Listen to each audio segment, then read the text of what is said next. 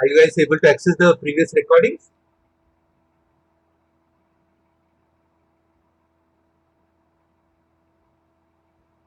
Yes, on YouTube.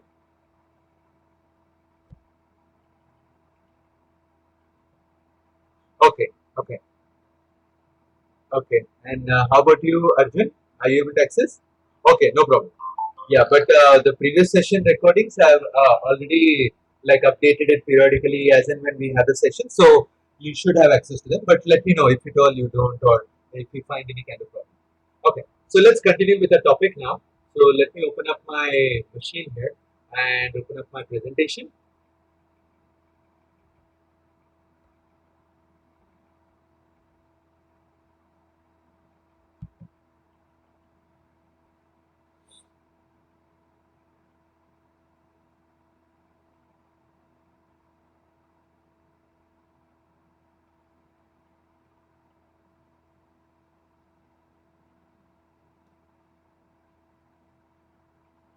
Okay, so this is the slowness I was talking about, but yeah, this is the topic that we want to cover.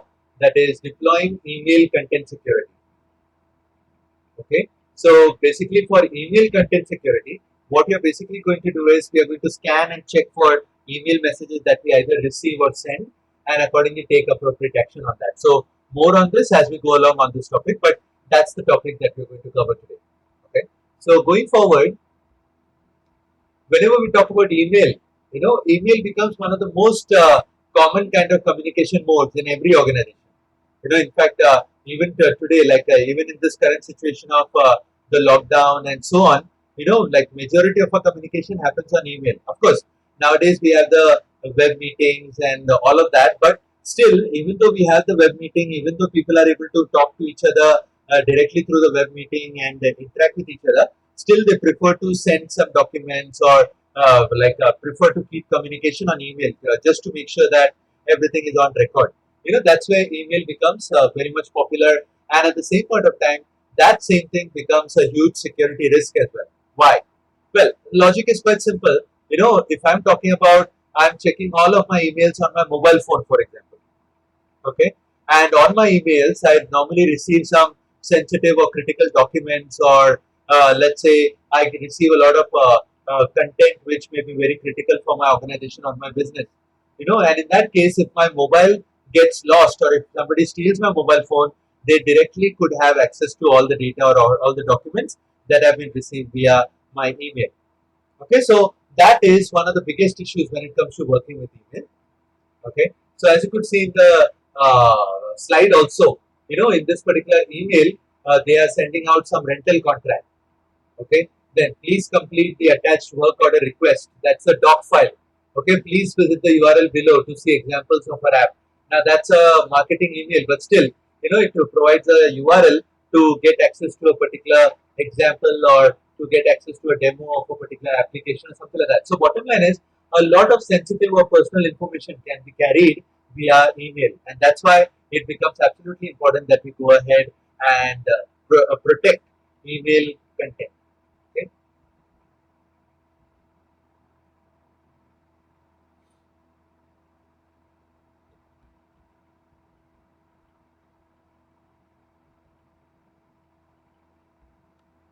Okay. So again, my slide is kind of stuck, so just like we'll have to bear with that. But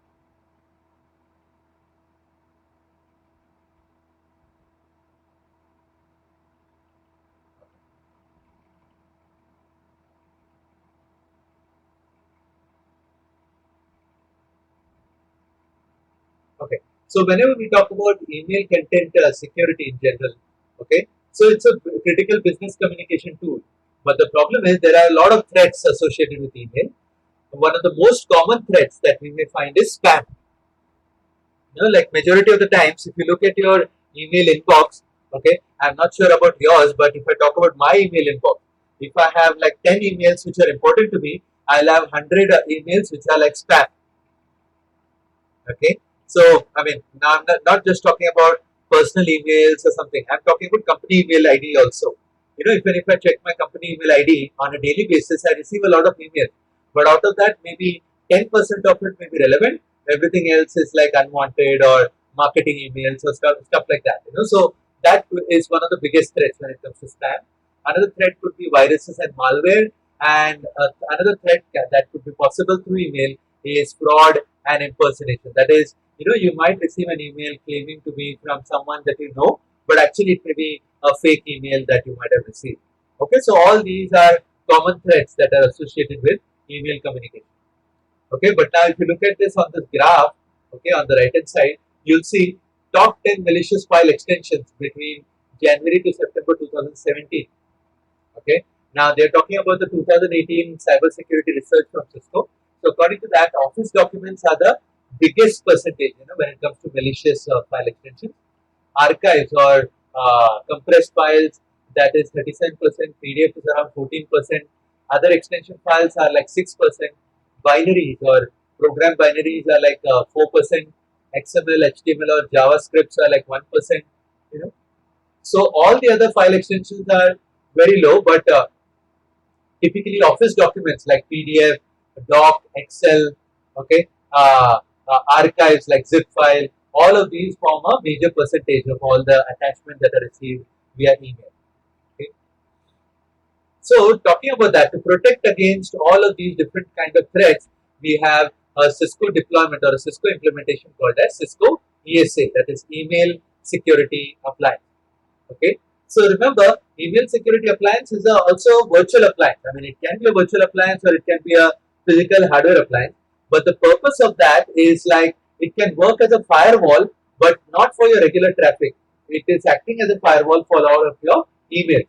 Whatever emails you are trying to send outbound or whatever emails you are trying to receive inbound, all of those emails will pass through the email security appliance. Okay, so basically it will defend or protect against spam or advanced malware, phishing, data loss. That is the kind of protection that it can provide you with. It can also scan for malicious threats in attachments or within the URL or even within the email body. Okay, like whenever we talk about an email, whenever we receive an email, the content of that email is called as the email body. So it will also check for any kind of malicious threat within that email body. Okay. So talking about the ESA in general, what it really does is it's a standalone appliance, of course, which you install on your network or install within your organization. But then what it really does is it sits in between your email servers. In the sense, like typically, okay, before I continue, let me ask you a quick question. Have you guys had exposure with working with email services or email servers? Have you guys worked with email servers by any chance? Like either deploying it or okay, Arjun has not worked. How about okay, Lalit also has not worked. How about Sampada? Have you worked with email servers or deploying an email server or allowing traffic from an email server onto the internet or receiving emails from the internet? Have you worked on that? Oh, okay, Sampada got disconnected anyways. So okay, so Arjun has worked on ESA. Okay, okay. But you've never worked with the administration of email services or anything of that sort, right?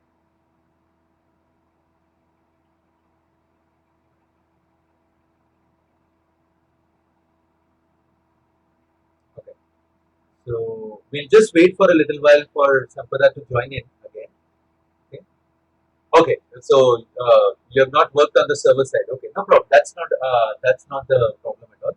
So I'll be anyways covering about that server side or how the email server operates and so on as we go along in this topic. But I just want to wait for Sampada right now. So I'll just pause the recording then. And so, as I was saying, like as such, for working with the ESA, you do not need to have an exposure, or you do not need to have a hands-on experience with working on email servers. But then, it's always good to know the operation of the email server so that you can configure your ESA properly. Okay, so that's where whenever we talk about the ESA, the way in which it works is like I'll explain it to you in terms of this topology diagram. So let me open up a topology diagram. So basically what I'm trying to show you or demonstrate in this particular example is, okay, I have my company network out here, okay, but of course I have not added a lot of devices out here. The only thing that I've added is I've added a email server here. Imagine that this is my email server, okay, and there is a firewall, and this email server takes care of all the emailing requirements for my internal network. In the sense, if somebody tries to send out an email, that email will be sent through this particular email server to the internet.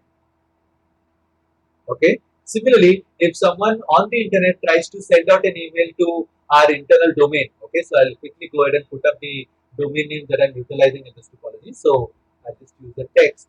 And for our internal company domain, we are using ciscosec.edu. That's the domain name that I'm utilizing for my company or for the organization. Okay, so this is the email ID. So this email ID is what I'm utilizing out here, ciscosec.edu.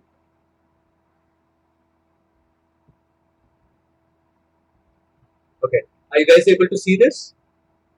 The topology diagram and everything? Okay, yep. So that is what I've done, and like just to emulate some other kind of external domain or external email service on the internet, what I really did was I put up another email server out here as well. Okay, and that email server is serving a domain. Let's say I duplicate that and I'll put that text out here. So it is serving a domain that is, the domain name that it's serving is external domain or ext domain.com. That is the domain name which this particular email server is serving. Okay, so it is extdomain.com. Okay, similarly, internally I am utilizing ciscosec.edu. So ciscosec.edu is my company email, and I'll be able to send emails to the internet.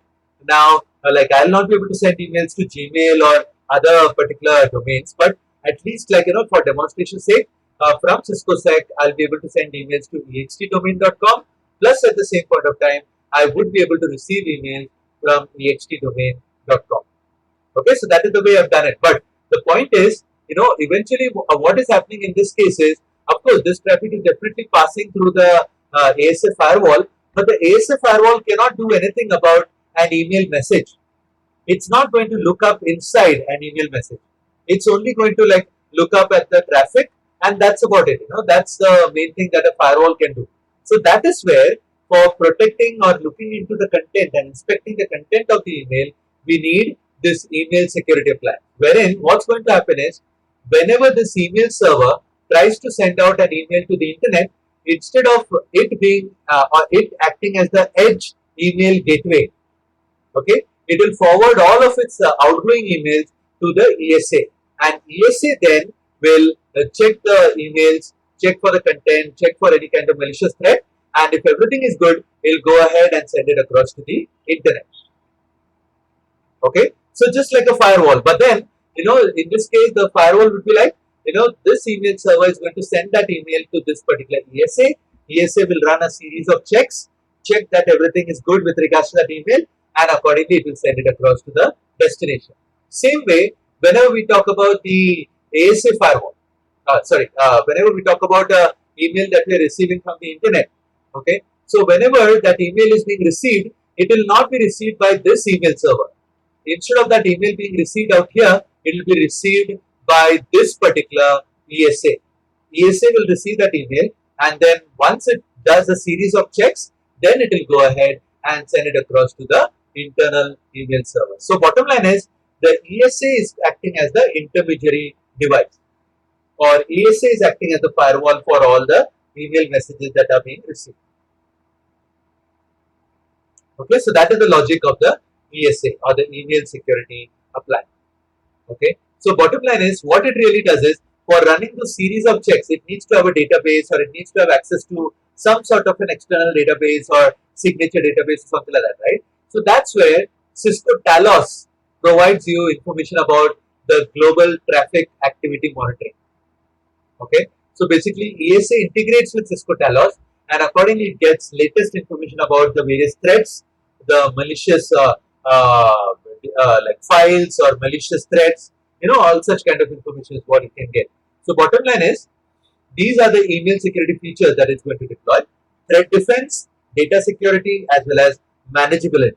Okay, that is what it's going to provide you with. So as you could see in this example, what's happening out here is, okay, so this is your Cisco Talos, okay, and whenever a mail is coming or incoming, okay, so it could be categorized as a good, bad, or an unknown email. These are the various categorizations of the email. So a good email will be delivered to the appropriate destination, but a suspicious email, okay, a suspicious email would be rate limited or it could be spam filtered. Spam filtered meaning it will go through a Cisco anti-spam, wherein it will check who, what, when, where, how that email came in, and accordingly, based on all the criteria, based on the criticality level and so on, either it will be delivered or it may be gone. Like it will go ahead and like catch it and put it up under like spam or something like that. Okay, that is what it will do. And a bad email, whenever an email is treated as a bad email, okay, it is blocked even before it reaches the appropriate destination.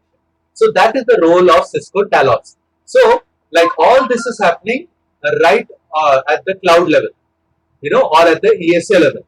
It's not even reaching your actual email server, because once it reaches your email server, then it will be delivered to the appropriate inbox. But all this processing which we're talking about is all happening at the ESA level itself. So bottom line is the actual email server is never exposed to any kind of malicious content or any kind of email based threat.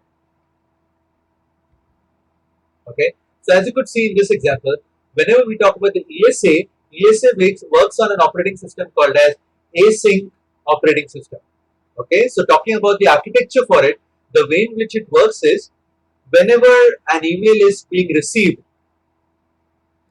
okay, whenever an email is being received, what it's going to do is, okay, well, it's going to be like a receipt via SMTP, or same way, if an email needs to be sent, it's going to be sent via SMTP, but then it's going to take in all those email messages, and even before it reaches the appropriate delivery stage, okay, it will pass through all these checks, like it will pass through the message filter, anti-spam, antivirus, advanced malware protection, gray mail, content filters, outbreak filters. It will go through all these checks, okay, and then once it is checked and once it is considered to be clean, then it is queued for delivery, meaning delivery to the appropriate domain name. Like for example, if I am sending out an email from ciscosec.edu to a domain extdomain.com, then in that case it will be queued for delivery to extdomain.com after it passes through all these checks and after it is verified that it is good.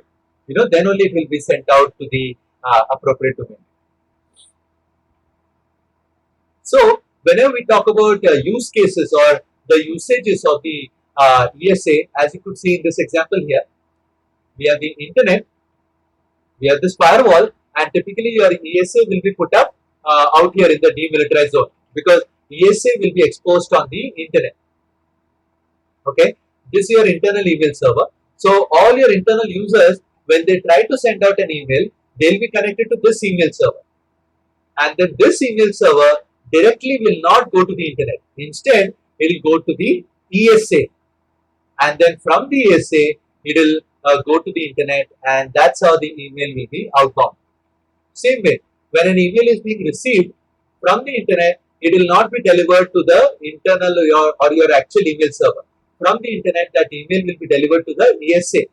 ESA will run a series of checks, and after everything is good, it will be verified and forwarded to the appropriate email server, and then this email server will deliver it to the appropriate email inboxes. Okay, so bottom line is ESA is acting as your email gateway. Okay. So there you go. There is a multi-layer approach to fighting viruses and malware. Okay, so in that case, to filter out the spam and to combat any kind of phishing attacks, it has two different types of filtering available under it. One is reputation-based filtering. Reputation-based filtering meaning, just like we have URL filtering, wherein depending upon the URL name or certain keywords, it knows whether a URL is good or bad. In a similar manner, when it comes to spam reputation or when it comes to email reputation, depending upon the domain names, okay, there are some reputation scores, and depending upon the blacklisted domains or depending upon the domain name that from which the email is arriving or the domain name to which the email is being delivered, okay, it will know the reputation score, and accordingly it will decide whether it's a good domain name or a bad domain name. So that could be one of the ways in which you can filter out the email. Or another kind of filtering will be based on the content within that particular email. Depending upon the attachment in that email, or depending upon the content that is the body of the email message, or depending upon any kind of URL that is put up inside it. Depending upon all of that, it will decide whether that email is good or bad, or whether it needs to be filtered. Okay. So again, in this example, as you could see, this email is need to be sent out, but first it will go through the Cisco anti-spam, where it will check with for all these different criteria, and after it is good, it will be sent through the antivirus engines. That is, there are multiple engines that are available. We'll see that when we do the configuration of the ESA, but there are options of Sophos, McAfee. It will scan through all those emails, and once the email is clean, then only it will be queued for delivery. That is the way ESA will typically work for all of your outgoing emails. So like in this example, as you could see, the flow of inbound or outbound messages, let's talk about that. So in this case, okay, we are talking about internet and the corporate network. Okay, so that is what we have here. So first, let's take a look at inbound email message flow. That is an email which we want to receive from the internet. Okay, so in that case, there is a sender out here on the internet, and that sender is sending out an email to xyz@companyx.com. So typically what happens is, this user will send that email using this email server. So before this email server can forward it, okay, to companyx.com, it needs to first find out who is the email server for companyx.com.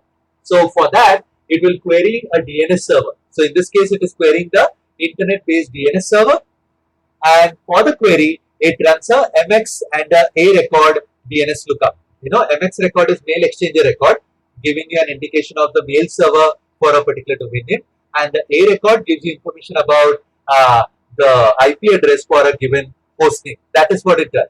Okay. So based on that, it will know the IP address of the email server. So in this case, it has found out that the IP address for companyx.com domain is a.b.c.d, which is nothing but the IP address of the ESA. So immediately this email will be sent out to the ESA. ESA will inspect or check all that email, and then once that email is good, or once that email is found to be without any kind of malicious content or threat free, that's when it will be forwarded to the actual email server belonging to companyx.com, and that's how that email server will be able to deliver the mails to the appropriate employee. So eventually the employee will get a clean email which is thoroughly checked by the ESA. Now that is for receiving an email from the internet. Similarly, if an email is being sent out to an external domain, like in this example, a corporate employee is sending out an email to xyz@company.y.com.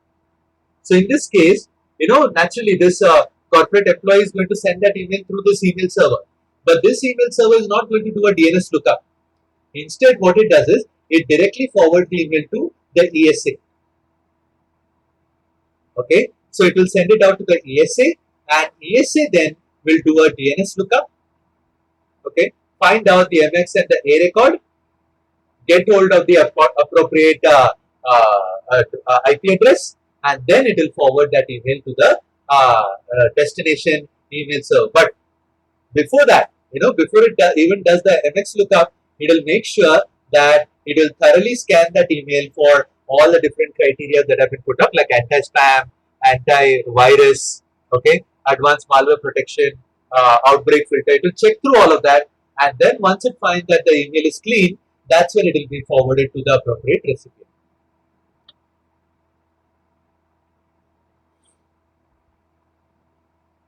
Now, talking about the integration mechanisms, ESA, there are different solutions by which you can deploy the ESA.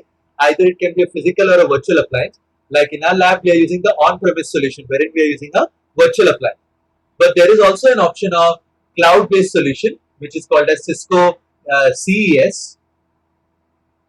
Okay, so that is content email security, Cisco content email security. That is what it is. Okay. There is also a hybrid solution wherein it could be a combination of ESA and CES.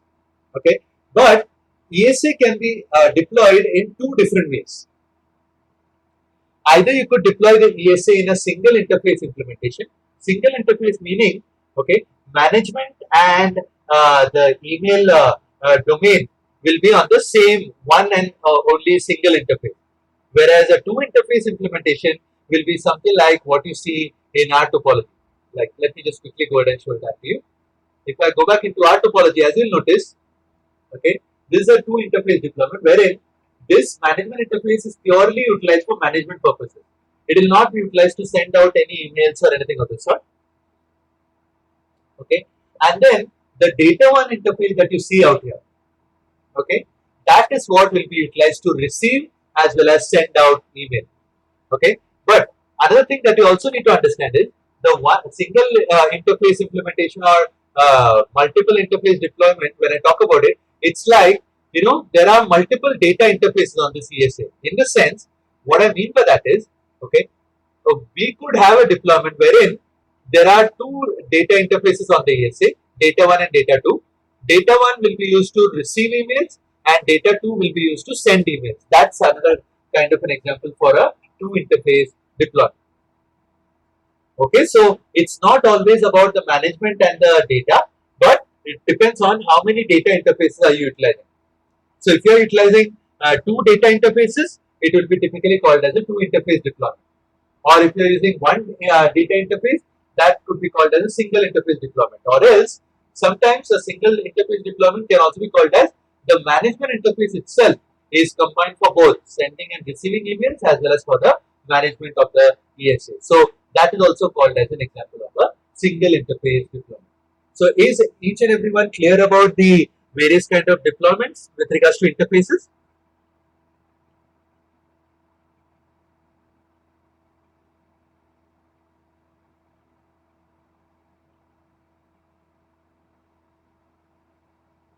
Okay. How about Arjun and Sampada?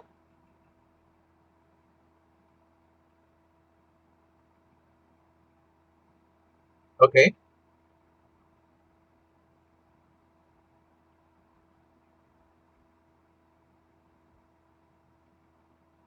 Okay. Okay. Great. Okay. So going forward, okay. So these are the deployments when it comes to the usage of the interfaces and so on. But now that's the CES architecture.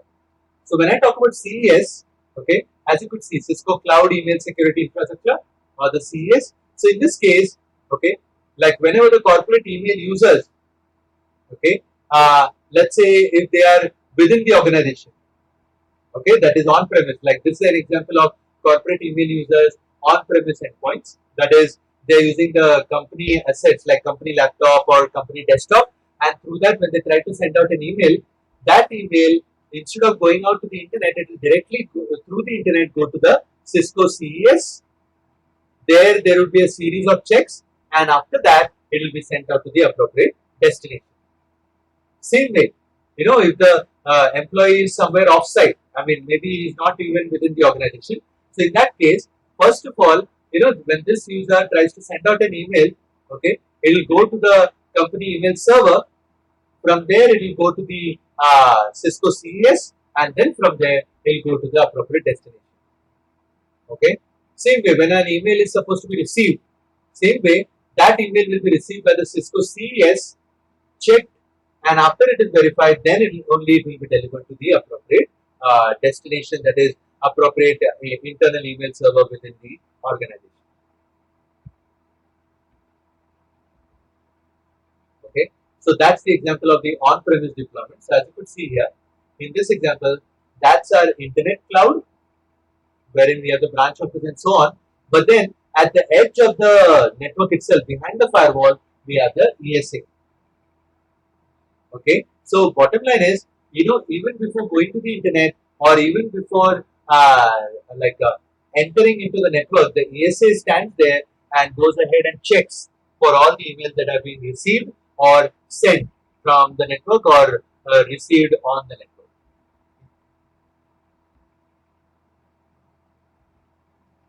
So let's now talk about the communication that happens between the email server. So whenever we talk about email servers communicate with each other on the SMTP or TCP port of port number 25. Okay, so remember that's the standard port on which it works. And this email, when I talk about it, or this particular port number when I talk about it, you can customize it. It's not necessary that you always have to use this particular standard port. You do have the option of customizing it or changing it. But then this is the most common TCP port that is utilized for SMTP. Okay, and there is a request response dialog box that happens between the SMTP client and the server.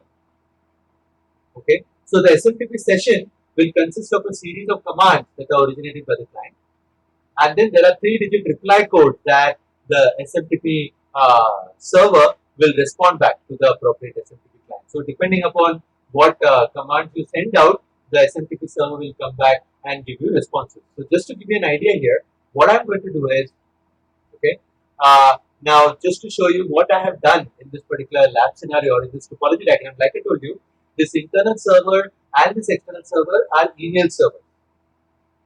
Okay, so what I've done is on the same server I've installed the email client also. So just to give you an example, if I go into my internal server here,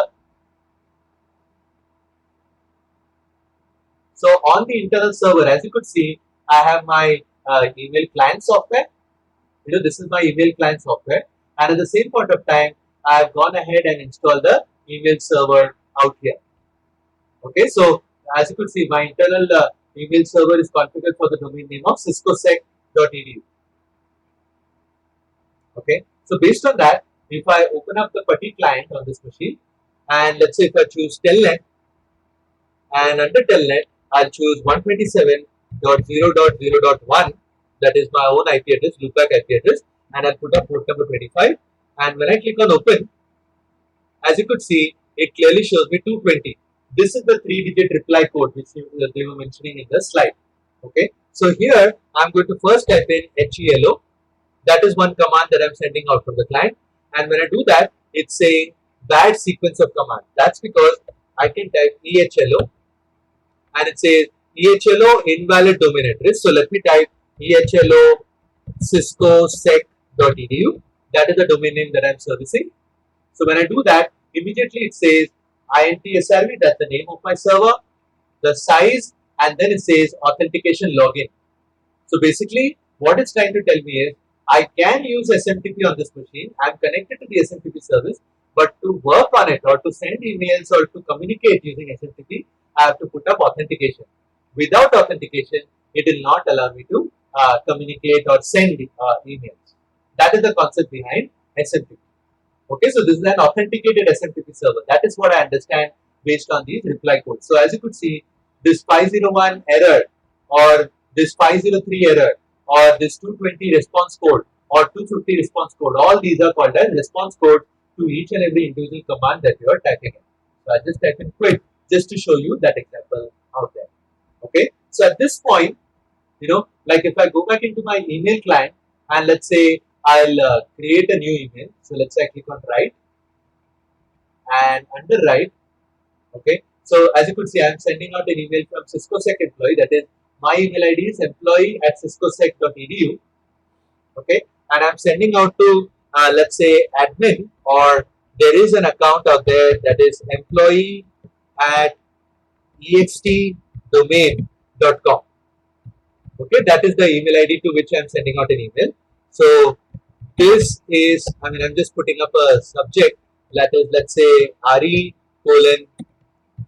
outbound email. I'm just putting up a random subject out here. Okay, so this is an outbound email test. That's what I'm running. Okay, now remember, I have not deployed the ESA at all. Right now, what's happening is the moment I try to send out this email, what's going to happen is, okay, let me go back in here. The email will be generated here, and then the next thing that is going to do is it's going to do a MX lookup. Okay, it's going to do a DNS lookup for the MX record for extdomain.com. Okay, so what it's literally going to do is, I'll just show it to you through the command line also so that you understand what's going to happen in the background. So I'll go back in here, and in here I'll type the command nslookup. This is the command to check up on the DNS. So I'll just type nslookup. As you could see, my own server is acting as the DNS server. So in here, I'm going to type set type equal to mx. Okay, set type equal to mx. So I'm trying to search for or query for mx record. So for mx record, I'm going to query for extdomain.com. That is what this email server is going to do. So the email server is going to connect to its DNS server and check for the mx record for extdomain.com. So when it does that, what it finds is, it finds that the email server is mail.extdomain.com and the IP address of that email server is 192.168.37.25. So what it's going to literally do is, it's going to send out or connect to this particular email server on port number 25 and forward that email to this particular server. Okay, so I'll just click on send. So immediately it's going to send out an MX query. Okay, and then based on that, okay, if I go back into my external server, okay, I should go ahead and see that email out here in a little while. Okay, so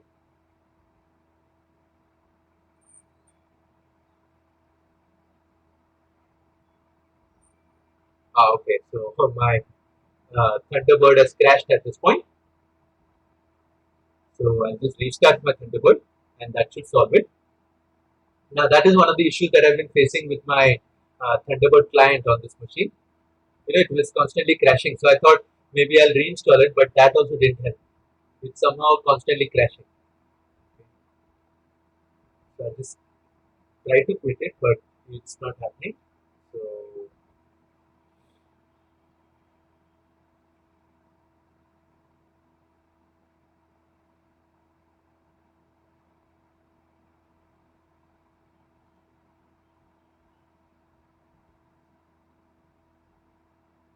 So as you can see, it's not responding. That's the reason, like, you know, we are not able to see that mail that has been received. Okay, but then just to show you the email that I've sent, like if I go into sent items, okay, as you could see, it shows RE outbound email. That's the email that I sent across outside. Okay, and based on that, I also literally went ahead and got an reply from that particular employee. I do not think I got a reply yet. No, this is just a test email, welcome. Okay, no problem. I mean, that was an email that I had sent out earlier, because right now the time is 3:31, so it has not really received any kind of response or anything. But if I go back into the external machine, my machine itself is kind of crashed, so I'll just refresh it. Let's see whether that gives me any kind of response. No, it's actually the software itself that has crashed, or the machine itself that has frozen. So what I'll do is, I'll get back in here, I'll stop this machine, and maybe I'll run it over again.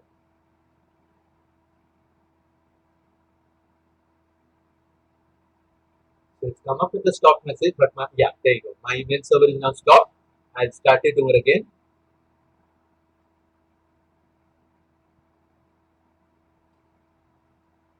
And now because of that, there you go. It's booting up right now. So once it boots up, we'll go ahead and check up, log in into it and check up. Okay.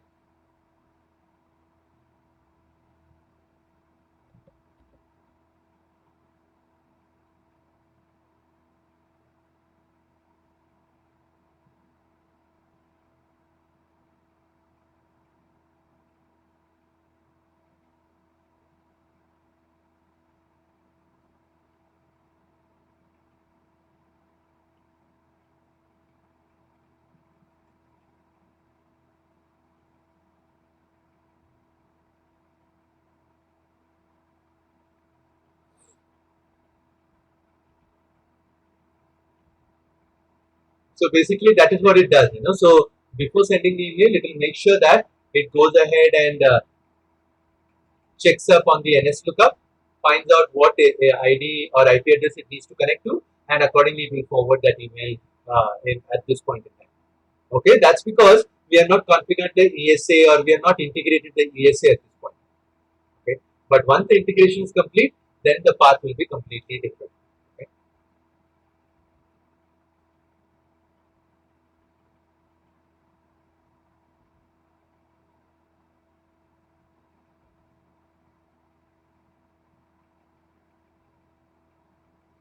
So I'm just waiting for my external machine to come up.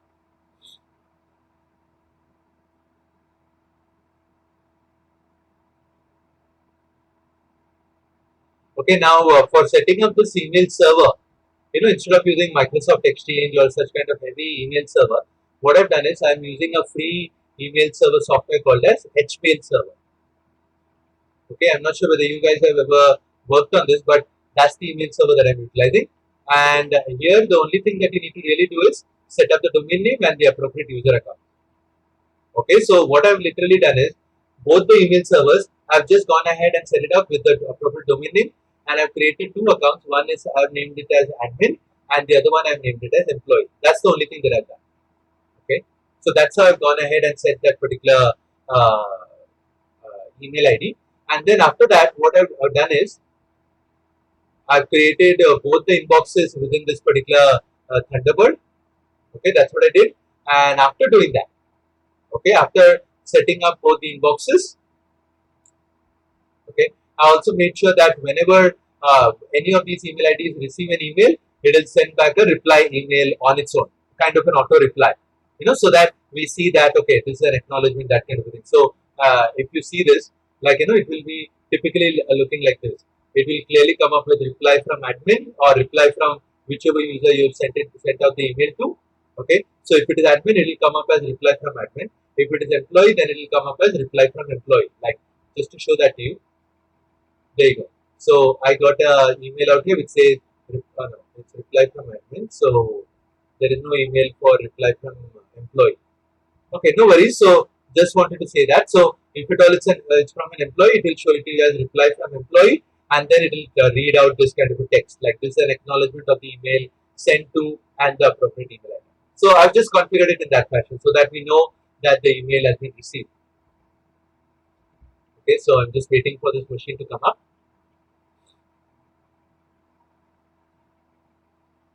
Now, while the machine is coming up, I just want to make sure, or I just want to check whether the email has really left my server. Okay, so to check whether my email has really left my server, what I'm going to do is I'm going to get on into status, and under status, I'll go into uh, logging or delivery queue, and as you could see, my delivery queue at this point, it's saying employee at. Okay, there is a email from employee at ciscosec.edu to employee at extdomain.com. The same email which I had tried to send, but it's not gone out yet. That's because the other server is rebooting, right? Unless and until that server does not come up, it won't be able to deliver this particular email. That's the reason it's coming up with this kind of a message, and it's saying next try, and it's saying as soon as possible because that email server is not up and running yet. So yeah, so at this point that email server is up and running. So let me try to log in. So for that, I'll just use the sticky keys option to log in.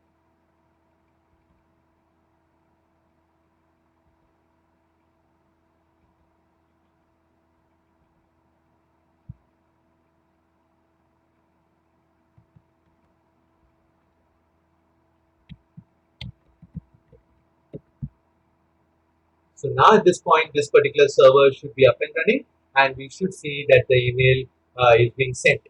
Whenever it tries to send out the email should go out. So I'll just refresh it. So I'll just maybe try to right click and click on send now and refresh. Okay, now it's saying that it's going to try to send out the email on 21st/6, that is today, at 15:35, which is not correct because the time is 15:36 right now. So let me refresh it.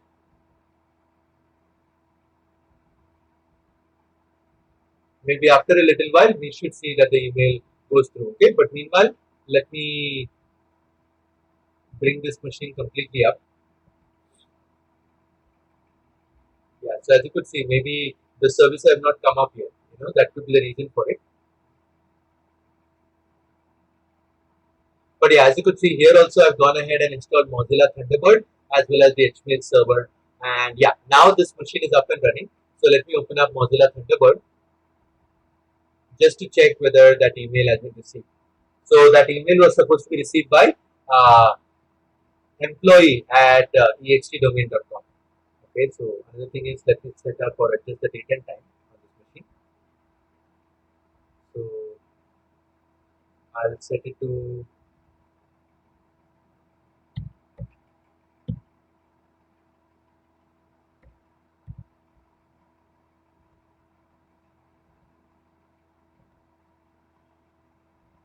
okay. I've set up the appropriate time. Okay, that's the server manager, but I'm trying to open up Mozilla Thunderbird.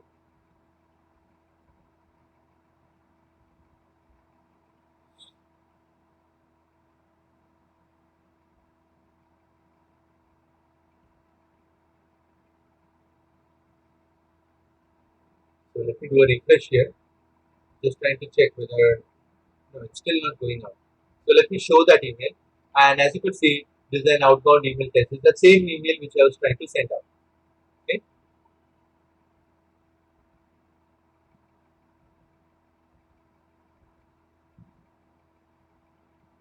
I'll go back into status and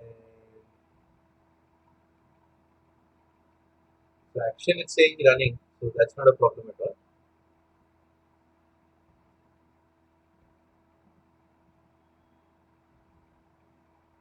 Now it's saying it's not, you haven't specified the public host name for this computer in the SMTP settings.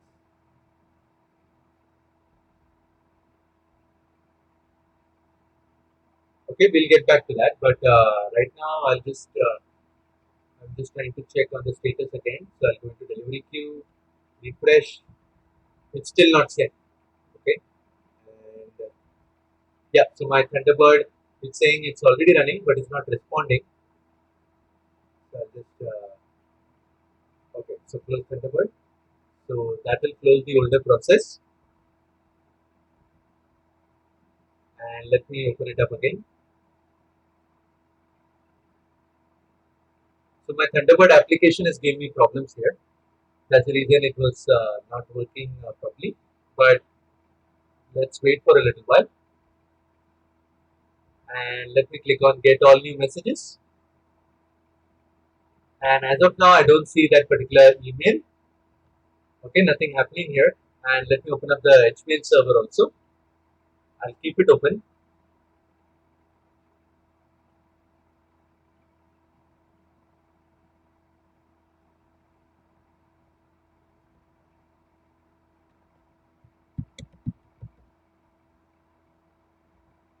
So like even before the start of the training, I just made sure that we are able to send emails outside to inside and inside to outside. So that is working perfectly. That is what I was trying to demonstrate even now. But my yeah, there you go. So I've gone ahead and created the domain extdomain.com. So that's fine. Status, I'll just click on it and nothing here as well. I've not received an email. So let me go back into here. I'll click on send now again. Let's see what happens there. Refresh. There you go. So I got reply from employee. So the email went out. Okay, and as you could see, the email went out and immediately I got a reply as well. Okay, so bottom line is now the email went out and we are able to see the reply. Okay, so that's an indication that I was able to successfully send out an email to that particular extdomain.com. And similarly, extdomain.com server, from that user gave back a response and I was able to receive that response accordingly. Got it now? Okay, so that is the main thing about it, or that's the kind of email configuration that I've set up out here. Okay, now before I continue, one last thing that I want to just quickly check on. So if I go into employee, advanced, yeah, okay. Just wanted to check whether I put up the appropriate name and everything. Okay, okay, okay. So that was about this. Okay, so as you could see, we are able to send out and receive emails without any kind of a problem at this point. Okay, so all this communication is happening on port number 25. Okay, so in fact, the major purpose of sending out that email earlier was I wanted to show you the appropriate I wanted to show you the appropriate communication on the ESA firewall. Like on the ESA firewall, if I type show con, we should see the appropriate connection going through. But right now it's not happening because the connection is already closed. Okay, so let me try to send out the email again, and then we'll go ahead and give it a check. Okay, so what I'm going to do is I'll create or write a new email. So I'll write out that email to admin @ extdomain.com. That is one to address, and then I'll also send out the email to employee at extdomain.com. Okay, so I'm doing that, and I'll put it up as test email for con verification. So that we know that each email has a different subject, and we'll be able to test it accordingly. So I'll put up the body as con verification. Con meaning connection verification. Okay, that's what I'm putting up out here.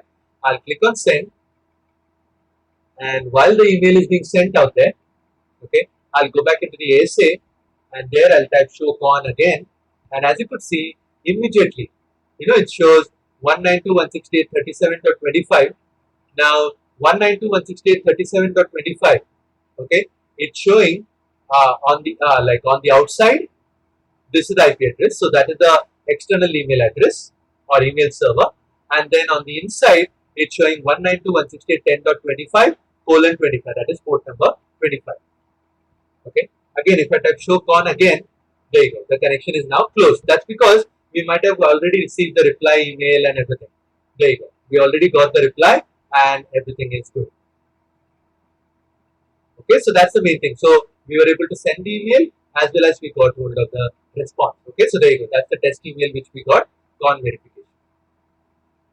Okay, so bottom line is this is the way you can check that the entire SMTP communication is happening on port number 25. So remember, SMTP server to SMTP server or email server to email server communication is always on TCP port 25. But then when I try to retrieve email, when I try to receive an email from the email server, there it's not utilizing SMTP. There it's either utilizing IMAP, that is one of the protocol that it can utilize, or it can use POP3. Now in my example, for this particular email client configuration, I am using IMAP. That is how I am receiving the email. Make sense now? Any questions or doubts at this point?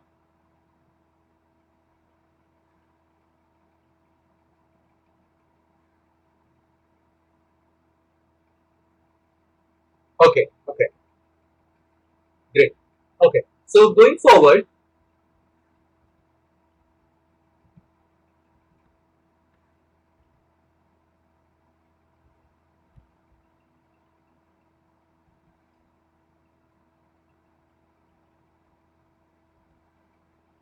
okay, so going forward, like when we are trying to create that email and send across, the mail will have the from address as mail from. That's the command that it utilizes. And to define the destination to, it uses the command of, okay, it's not RCTP, it is RTCP. Sorry, it's RCPT. Okay, so just to show that to you out here, let me go back and annotate it and show it to you. Okay, so the command, the mail from command is good, nothing wrong with that. But when it comes to the next message, the to message or the to email address is not sent using RCTP, it is RCPT. So it is RCPT2. That is what it utilizes. Okay, so there is a typo error in that particular slide, but this is what it utilizes to specify the to email address. And once that is done, depending upon the domain name that is specified in the to address, we'll go ahead and try to get hold of the MX record.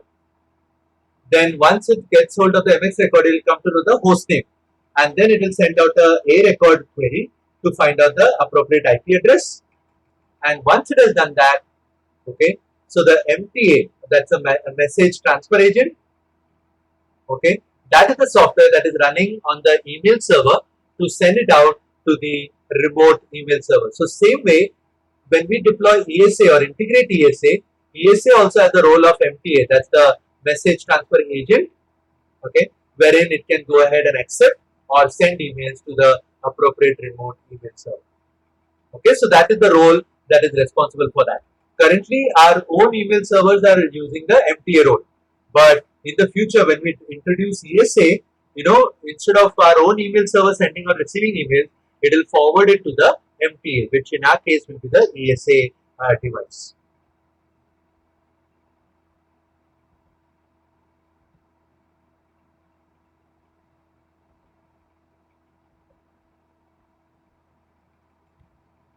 Okay, so as you could see in this example here, okay, so in this example also they are elaborating on the same aspect.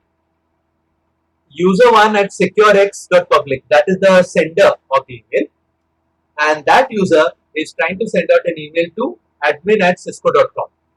So first thing that's going to happen is this user will connect to this MTA on SMTP, and through that, okay, so there you go, that's the email server IP address, that is 209.165.200.225.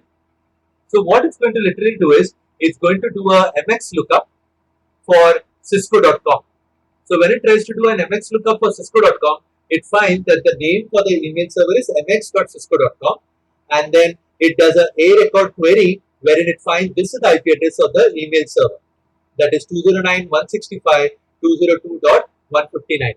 So what will happen then is this MTA will connect to that particular address, forward that email to this particular address, and then ESA will scan and inspect all the content of the email and the email itself, and after it finds that it's clean, it will forward it to the appropriate SMTP server or the mail server, and then this email server will deliver that email to the appropriate mailbox. Okay, so there you go, these are all the messages that it exchanges in the background. Okay, so initially the internal email server, okay, or internal MTA in general, will send out a three-way handshake to the remote email server, and after it has done that, after the three-way handshake is complete, it will establish an SMTP session wherein it will use the command HELO, and then it will type in the domain name. Okay, then based on that it will get a response, and then it types in the mail from RCP2 command to understand where is the from, what is the from address and what is the to address. Then in the header it will contain the from, to, subject, date, and so on, and in the body it will contain the appropriate message that you are sending out. Okay, so all this is happening in the background while you are composing the email and clicking on the send button. Okay, so this is the background information that you need to be aware of. So like I told you earlier, you are not supposed to be aware, or even if you are not aware of the email server administration, but you definitely need to be aware of the SMTP communication and what happens in the background. Okay. Now, apart from ESA deployment, you can also think about the ESA deployment along with high availability. The advantage of that will be, if the ESA never goes down, none of your emails will be lost. All the emails will be definitely checked properly, and after it is checked, after it is verified, then only it will be delivered to the appropriate destination. So at no point in time, even if the primary ESA server fails, it can always have a backup ESA, and that will make sure that your emails are thoroughly checked every time. Okay, but now saying that, if you are going to deploy ESA high availability, okay, for the separate ESAs, you have to make sure that you have the appropriate DNS, MX, and A records, so that it will be able to use the appropriate servers whenever needed. Okay, so as you could see in this example here, there are two ESAs that have been put up. This is the primary ESA, which is maila.example.com, and this is the secondary ESA, which is mailb.example.com, and accordingly on the DNS, the appropriate A record as well as the MX record is put up. But when they are creating the MX record, for mail A they have given a priority of 10, and for mail B they have given a priority of 20, meaning the preferred email server will be maila.example.com, which is the primary. And then if the maila.example.com is not available, it is going for the secondary. Okay. If for both of them, if you keep the priority of 10, what will happen in that case is it will do a round robin. Round robin in the sense, first time an email comes in, it will go to maila.example.com. Second email will go to mailb.example.com. Third email will go to maila.example.com, and so on. It will do a round robin between the two entries, and accordingly it will go forward. Okay.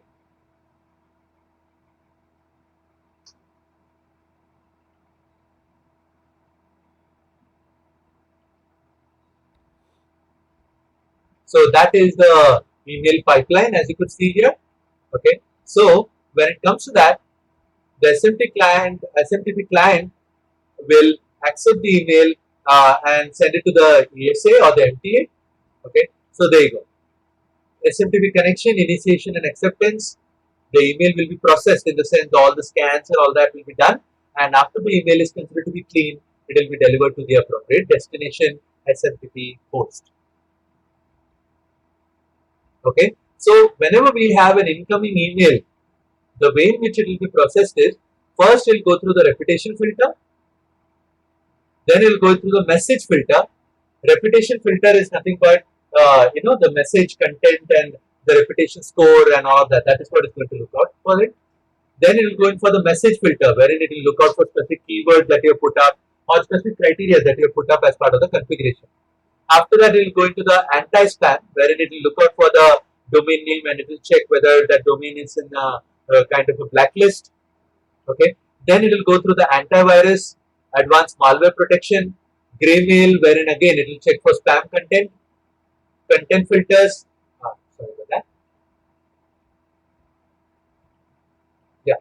So it will look through the content filter, and finally it will go through the outbreak filter. Outbreak filter is the final thing wherein it will check out for any kind of worms or anything which can bring about a large scale attack on the network. Okay, so that is what it's going to typically look out for under the outbreak filter. And if all of these scans are good, okay, meaning if all of these scans do not detect any kind of bad thing, in that case the email is considered to be clean.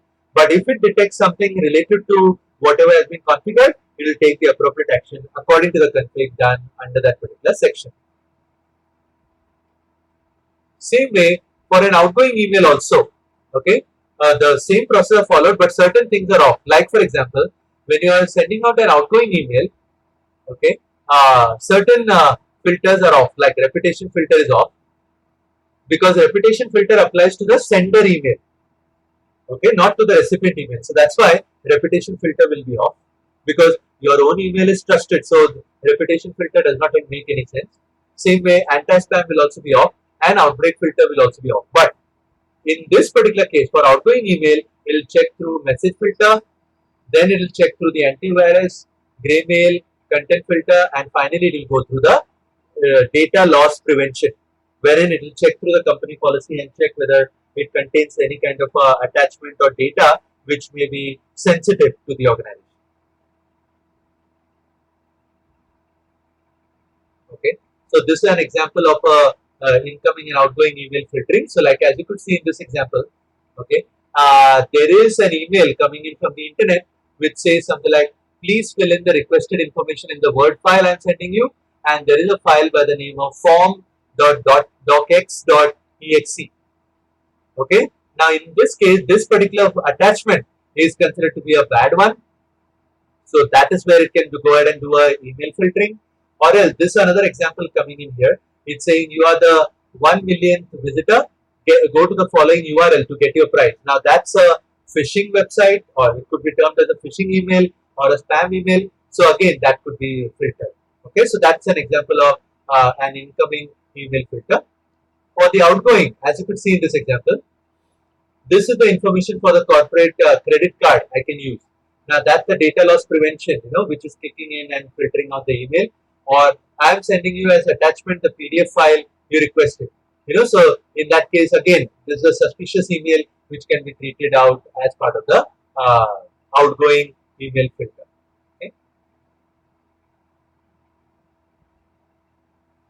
So for the inbound and outbound mail filtering, there are some incoming mail policies and outgoing mail policies, and accordingly you can go ahead and deploy whatever settings you want. Like as you could see, it's quite simple. The same steps which we saw in the slide earlier, the same steps are available out here.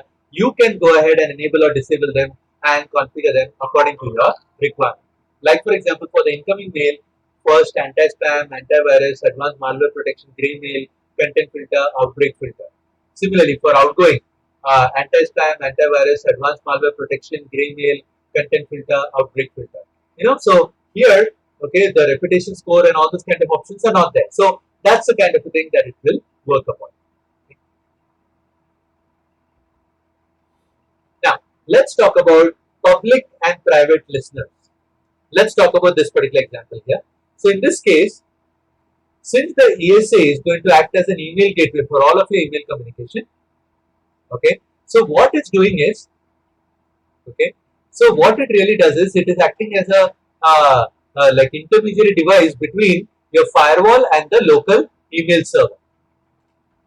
Okay, so in that case, it will accept incoming messages for your local domains. Like for example, in our case, it is going to accept emails for the domain ciscosec.edu, and at the same point of time, okay, all the outbound mails from our internal email server will go to the ESA by default. So that is the logic behind this one. Okay.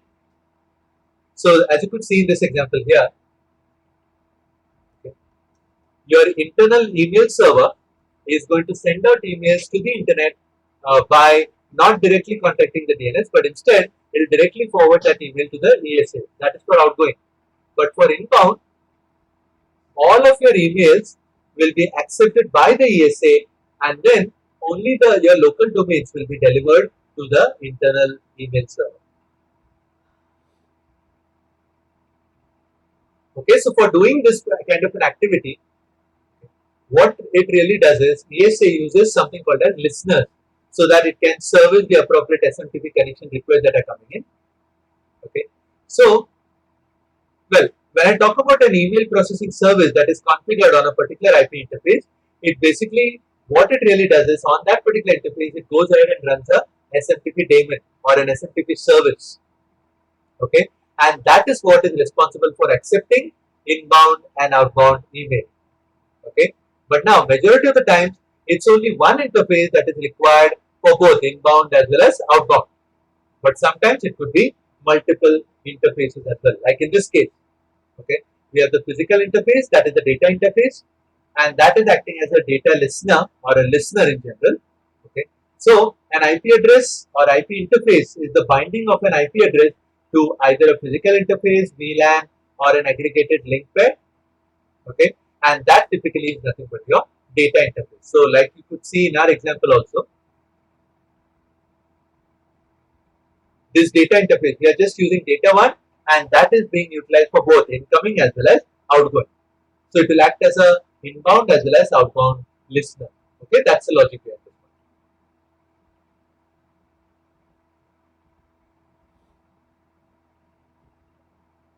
one. Okay, so let's now talk about what is the public listener and what is the private listener. So a public listener receives email from the internet. Okay, so public listener receives email from the internet, and the private listener receives email from the internal email servers.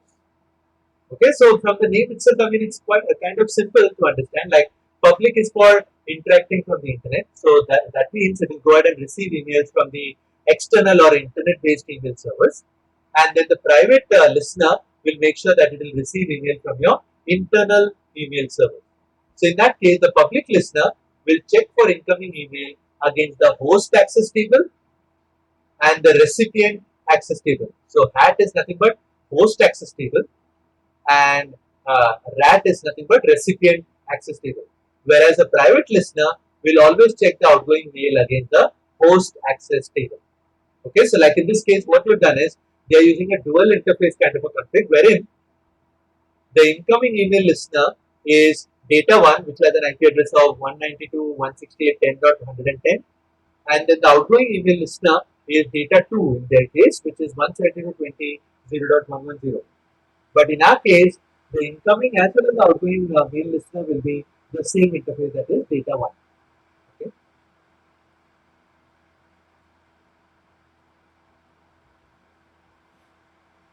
So talking about that, whatever properties you define on the ESA, it will apply to all the listeners.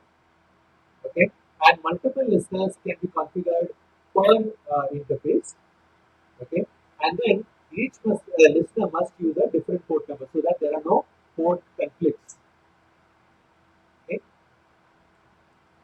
now you can configure separate listeners for defining separate security policy or separate policy enforcement, reporting, or management. That is the reason you can have data 1 and data 2, utilized for different activities so that you can have appropriate reporting happening in that particular fashion. So let's now talk about the ESA deployment. Okay. So practically or commonly, ESA is deployed in the DMZ or the demilitarized zone. Okay. But now the main recommendation is ESA should always be the first email device to receive an incoming email. Okay. So it can be either installed using a single interface, like I told you earlier, but single interface meaning one listener, meaning it will be either like either data 1 or data 2, but only one interface is being utilized. Whereas two interface deployment will be you have two different listeners configured out there. Okay, so like in this example, what they've done is they have configured a single interface deployment with a public listener. Okay, meaning what they've done out here is they have created a public listener by the name all mail. The IP address out here is defined as 192.168.1.1 and is given to the interface of data 1. Okay, so in that case, when it comes to the DNS record, for Cisco.com, okay, this is hosting the emails for Cisco.com. So for Cisco.com, the MX record points out to mx.cisco.com, and then the mx.cisco.com A record will point out to the IP address of 209.165.202.159, which in turn will point out to this particular data 1 interface IP address. So that is the concept of a public listener.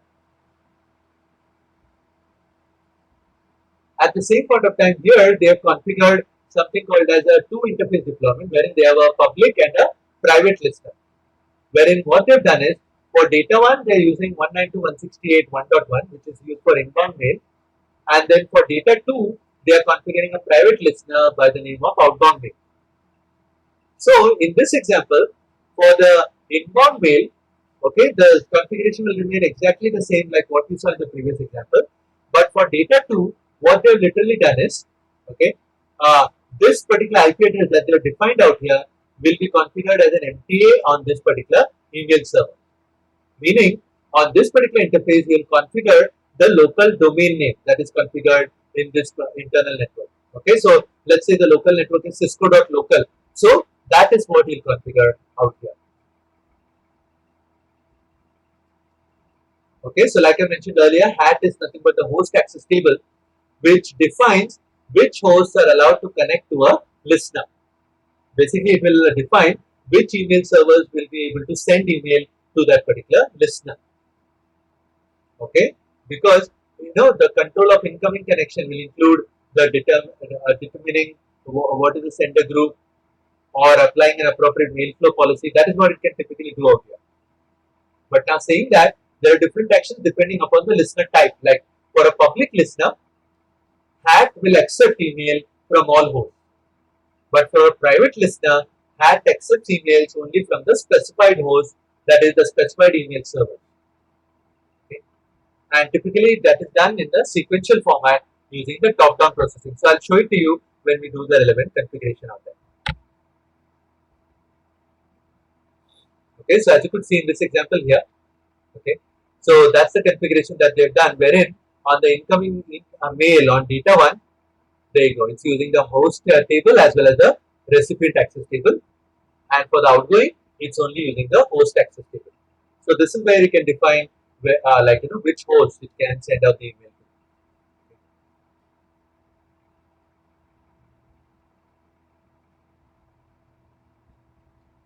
So as you could see here, it will determine the sender group, and accordingly it will define the appropriate policy that is applied to it, the mail flow policy. That is what it will look for.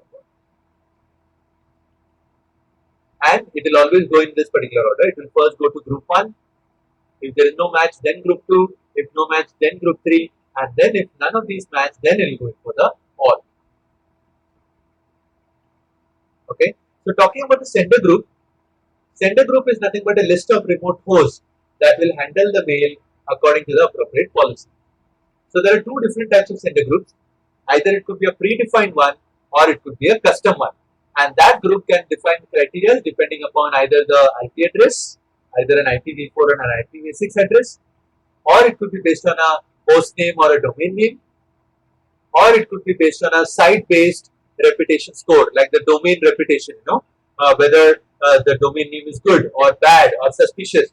So there are some reputation scores assigned to it. So depending upon that, it can go ahead and group it, or it could be based on an external threat field, or it could be based on a DNS list. And each of these individual sender groups will then be assigned or linked to an appropriate mail flow policy.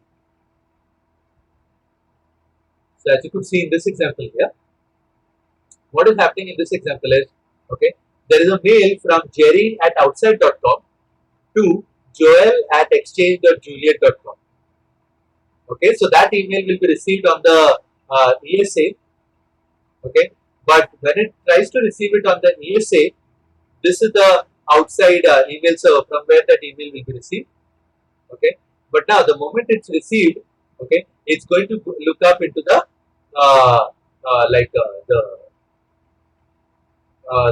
the mail flow policy. Okay, so according to that, as you could see, okay, according to the mail flow policy, it is checking up the sender based reputation score. Okay, wherein the sender based reputation score comes out to be minus 2.7. Okay, so which means for the incoming email, the hat defines that the minus 2.7 will fall under this category, that is the suspect list. Okay, so if it is falling under the category of suspect list, it will be throttled. Okay, and then once it has done that, okay, accordingly that email will be treated up. But if it's an outgoing email, let's say it's going into the internet, in that case it will look up the hat, and out there what it finds is, okay, relay list. That is where it is found, because it is coming in from exchange.juliet.com, and that's a valid host, and that's why that email will be gone ahead and relayed. Okay, so that is the logic out there. So for incoming email, it will look out for the sender based reputation score or SBRS, but for outgoing, it will look out for the hat, but in terms of the relay list, wherein the appropriate IP address would be added. But now, if at all it's utilizing only one interface, then in that case, the hat table will be only one. The same table will be utilized for both incoming as well as outgoing. Okay, so in that case, okay, for outgoing, it will directly look up the relay list, and if it's good, it will go ahead and allow that particular email. But if it's an incoming email, it will go through these options here, the site-based reputation score, and depending upon that, it will decide whether it needs to accept the email or block the email or throttle the email. Okay, so in our case also, it's only going to go ahead and create one hat or one host access table, because we are just using one listener. Okay, now we need to talk about the mail flow policy and how it's done or how it's processed and so on. So let's talk about that. So like I mentioned earlier, the mail flow policy, there are two types. Either it would be a predefined one, which is already there by default within the ESA, or it could be a custom one which the administrator creates. But there are separate behaviors that each one of them can be configured with. Either it could be accept the email or relay the email, reject, TCP refuse, or continue. Continue meaning bypass. That's the kind of a thing that it could be. Okay. So when it comes to that, some of the parameters which are there as part of the mail flow policy is connection parameter, rate parameter, spam or virus protection. These are one of the criteria that is checked, or even authentication and encryption of the email can also be checked. But this is the order in which it is processed. It's always top to bottom. Okay, so trusted connection behavior for that is accept, But if the mail flow policy is blocked, then the connection behavior would be reject. Throttled meaning it will accept, but at the same point of time there will be inbound throttling, anti-spam as well as antivirus check. But if the mail flow is accepted, connection behavior will also be accept, but it will definitely go through the anti-spam and antivirus. But if it's a trusted email, it will go through the antivirus. Okay, so as you could see in this example, okay, in this case what they've done is, it seems like my partners in the domain juliet.com are not receiving the emails I send them. Okay, so basically what's happening is, whatever email is being sent from juliet.com, okay, they are not receiving the email which is being sent from mypartner.com. That's because whatever emails are being received here under juliet.com, they are being marked with a sender based reputation score of -4. And for sender based reputation of -4, okay, it is getting denied, as you could see here. Okay, so that is the reason, you need to maybe go ahead and tune it in such a manner that this domain should not have a sender based reputation score of -4. It should be something different. That's the kind of a thing that you could typically do, and that is what I mean by editing the host access table. Yeah, definitely. As soon as we finish this topic, we'll go ahead and take a break. Okay. Okay, so as you could see in this example, see, for my partner, they went ahead and created another entry, and for that, they did not define any sender based reputation score, and then they defined the mail flow policy of trusted partner. Okay, so it will only go ahead and apply the anti-spam and antivirus protection. Okay, because it is not trusted, it's no longer part of the throttle. Okay, so that's the reason it will be clearly only checked for anti-spam and antivirus, and accordingly it will be forwarded. Similarly, for all the domain like emails to be accepted from notes.juliet.com, as you could see, it has been added under the relay list, and because of that, it has been now added, or it has been accepted. Similarly, under the recipient access table, okay, what you literally define is, it defines the recipients for which the email will be accepted. But remember, the recipient access table will only be used by the public listener. Okay, so the recipient address can be defined either based on domain name, or a partial domain name, or username, or a full email address. And there are only two actions under that, either accept or reject. So saying that, as you could see in this example, okay, this is the approach which it follows. Okay, so LDAP accept queries can be bypassed.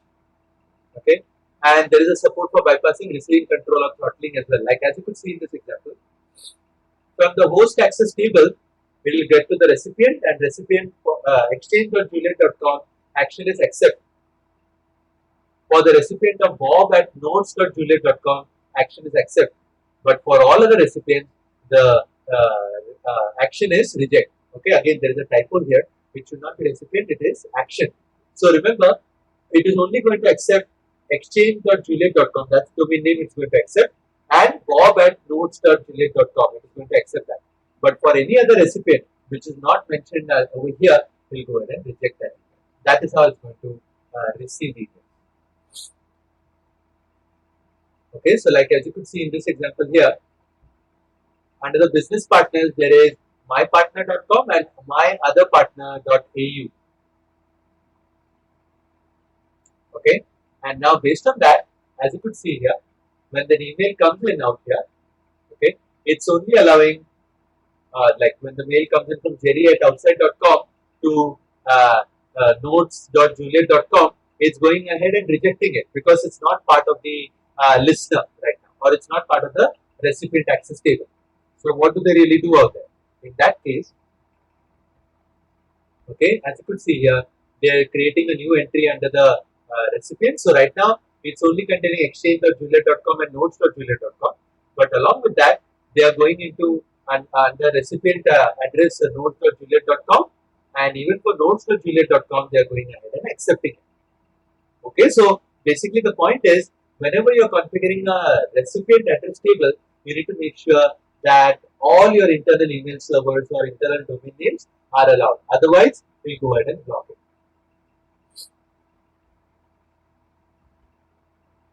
Okay. You can also use LDAP meaning Active Directory or an LDAP directory for querying LDAP servers and accepting the email messages. But that LDAP querying is done after performing the RAT, okay, or after checking up through the recipient access table.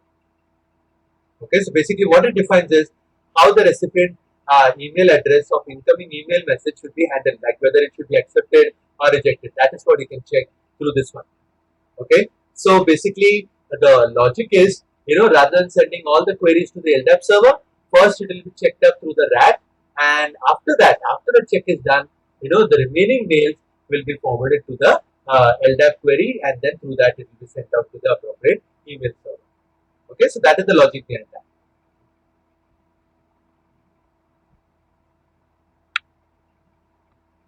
So in this case, as you could see, Juliet at exchange.juliet.com, Bob at exchange.juliet.com, and Juliet at notes.juliet.com. These are the three emails that are there. Okay, so when it sends out a query, okay, that query is being sent out to LDAP. From there, it's verifying whether it's good, and accordingly, the emails are either forwarded or accepted or rejected. So let's now go ahead and talk about the integration of ESA. But for doing that, or before we do that, let's take a break. Okay. What time do we want to come back from the break?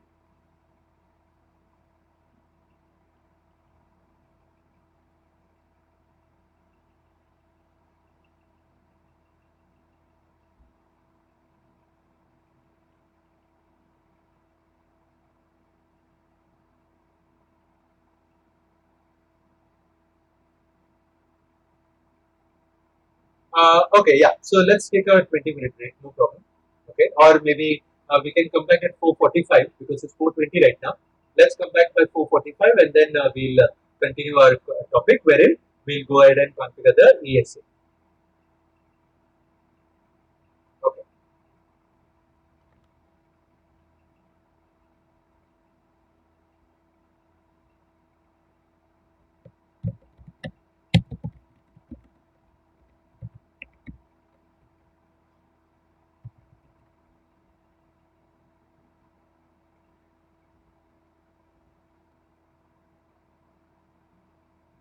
Okay, so I'll just maybe pause the recording until the licensing portal does not load up, and then we'll continue as soon as it loads. Okay. So based on that, so what I'm doing is to initialize this particular ESA. Oh, you're able to access the portal from your end. Okay. So is it something from my end then? I don't know. It's not loading the portal at all, from my end. Okay. So, anyways, let's try with this. If that works until then. So, what I'm doing is for initializing the ESA, I'm trying to log in or I'm trying to run this command system setup, and I'll press enter. When I do that, it says on a virtual appliance, a license must first be applied using the load license command before system setup can be executed. So basically, that's the point. It cannot continue without the license loaded under it. So let me now try to use now under Chrome it's not loading. So maybe I'll try to use the Edge browser and maybe let me check with that. What browser did you use to access the portal?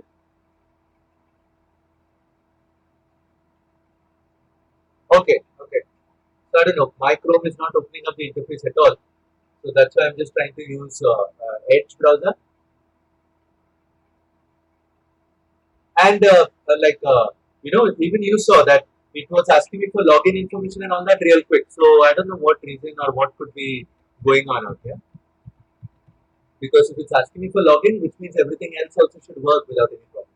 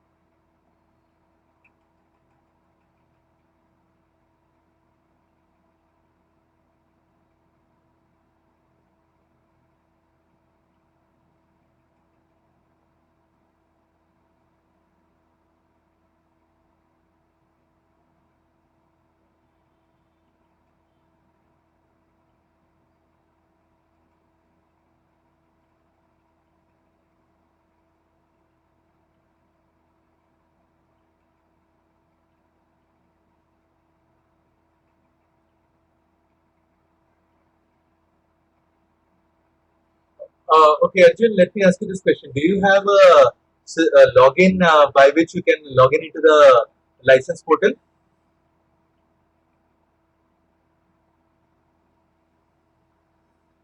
Okay, so I think what we can do then in that case is I think what you can do is you can request a license from your end, a trial license at your end.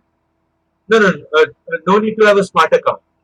Okay, you do not need a smart account. You just need to get on into the demo and license section, demo and evaluation section. I mean, I could have shown it to you if at all this interface would have opened up, but unfortunately the interface is not opening up. So, do you see licenses section?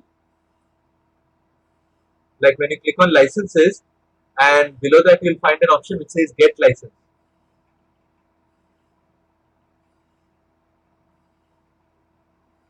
Okay. So when you click on get license, there is a drop down, and in that drop down, I went ahead and used the version command to look at the product, the model, the version, the serial number. All that information is what it gives under the version command. So, but yeah, as such, like I've not got hold of the email yet. So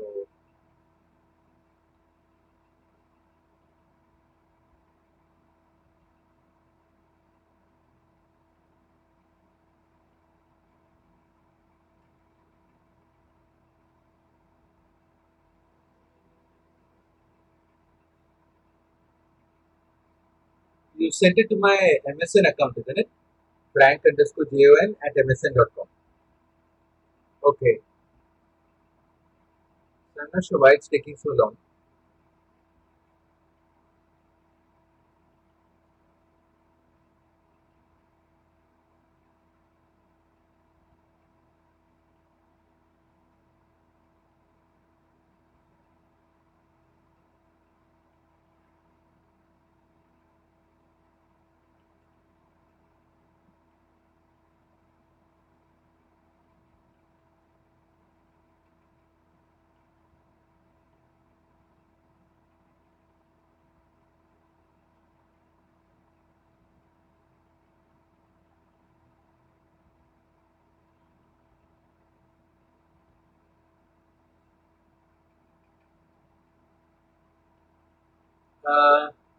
No, it's not MNS.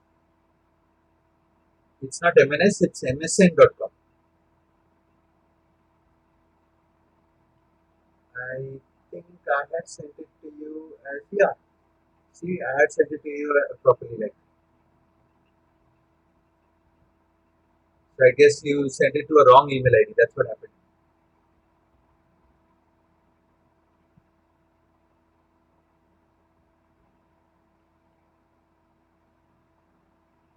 It's MSN.com.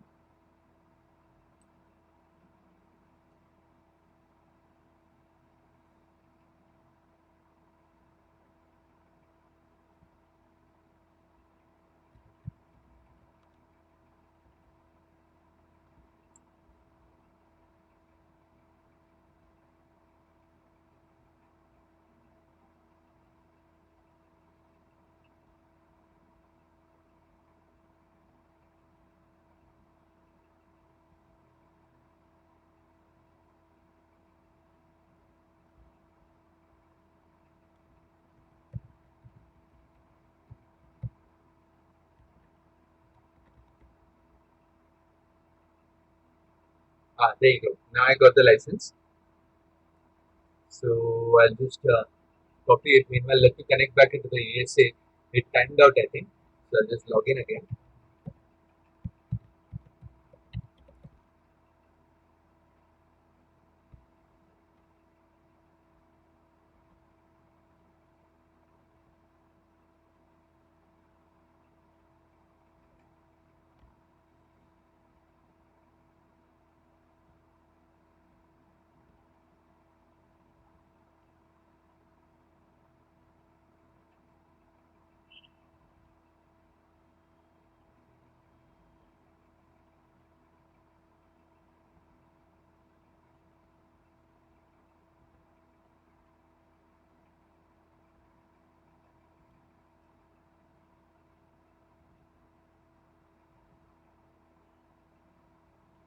Okay, so as you could see, that's the license file that I've downloaded.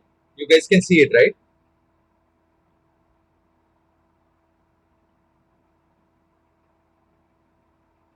Okay, so I'll just open up that particular file or open up the zip file, and there you go. That's the XML file that I have. So I'll just copy it and I'll paste it here. Okay, and then I'll rename it as license.xml. That's what I want because it's an XML file. I just rename it to license, and after I've done that, I just need to use the WinSCP tool. I mean, if you want to do it or if you want to load the license using the FTP, this is how you can typically do it. Okay, so you have to SFTP into the ESA.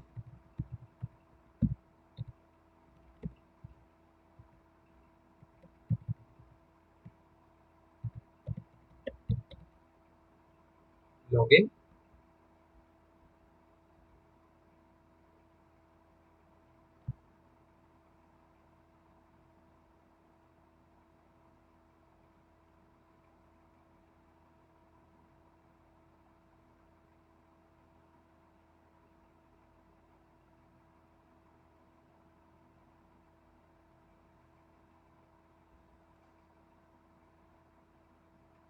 Okay, so basically, that's the thing that you need to do. You need to make sure that the license file goes into this particular location. So, what happened here?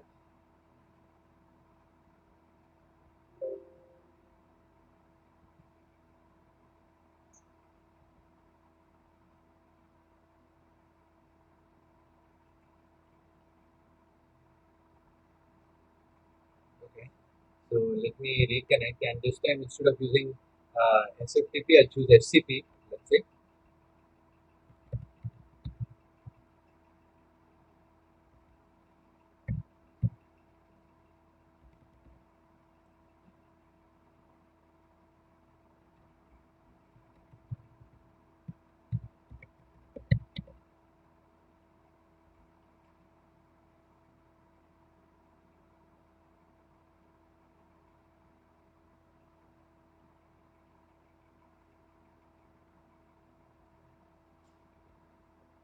Okay, so anyways, it's not opening it up in that fashion. Meanwhile, I'll just open it up in Notepad++, and under Notepad++, I'll just copy this entire data. Okay, so I'll just copy this entire data, and then I'll try to load it in another fashion. Okay, so yeah, do you see that it's not connecting at all? So I'll just close it. Okay, so no problem.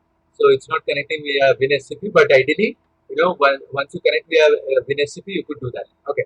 Anyways, so right now what I'll do is I'll use the load license command, and when I do that and press enter, it'll ask me whether I want to load it from a file or through the CLI. So I'll choose paste via CLI. That is option number one. And once I've done that, as you can see, it says paste the license file now, and then press Control D on a blank line when done. Okay, so I've already I've already copied all the content of this particular XML file. I'll paste it here, and I'll press Control D, and there you go. The moment I do that, it's giving me the license agreement, which I'll just press the space bar to scroll right to the bottom.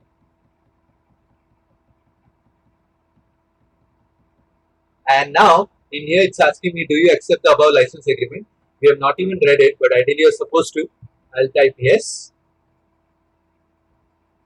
and there you go. The license agreement was accepted. That is what it's saying. And now, as you could see, it is registered. But of course, I can definitely see the email ID for Arjun. Okay, that is the information that is showing me out here. Okay, and the end date for it is August of 7th. Okay, 7th of August. That's when it's going to expire. That's what it's saying. But that's fine.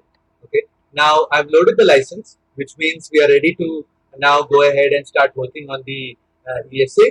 So rather than going through the CLI, we can now go into the GUI, and in the GUI, I can go ahead and click on feature keys right now. And when I do that, as you could see, it shows 46 days remaining. Okay, so 46 days are remaining for all these features. Also, another important thing is like that's the serial number of the device for which we have loaded the license. But now let me run the system setup wizard. To do that, I'll scroll down, and under that, under system setup, I'll click on the system setup wizard.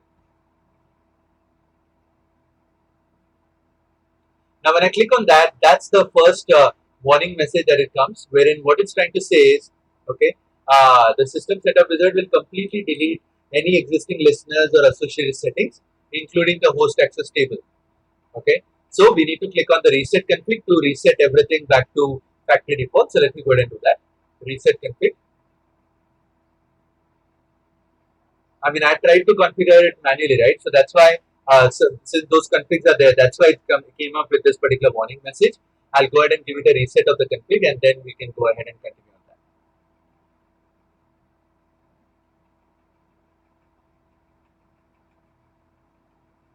Now, one of the things is when I do a reset of the config, all the configs would be lost. So that's why it would be better to now go back into the CLI and continue with it.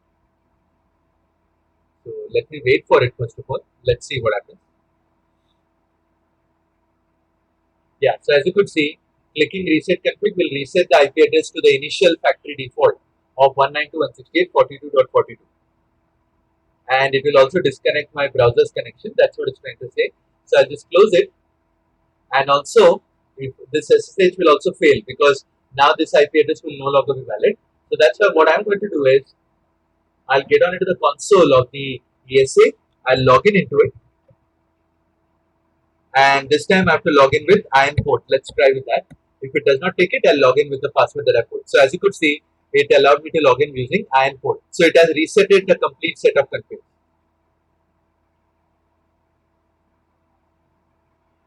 Yeah, all config need to be done again. But when I say all config, it would be like done using that system setup wizard itself. So we need not do everything manually. Everything will be automatically done in a step-by-step wizard fashion.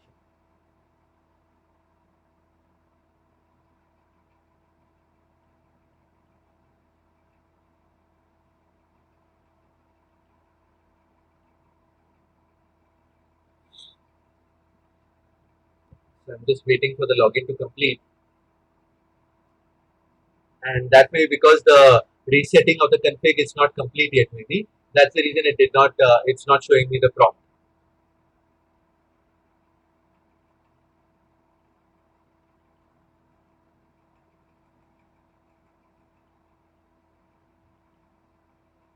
But one thing is for sure, Arjun, I think I did not ask you for the version of ESA, right?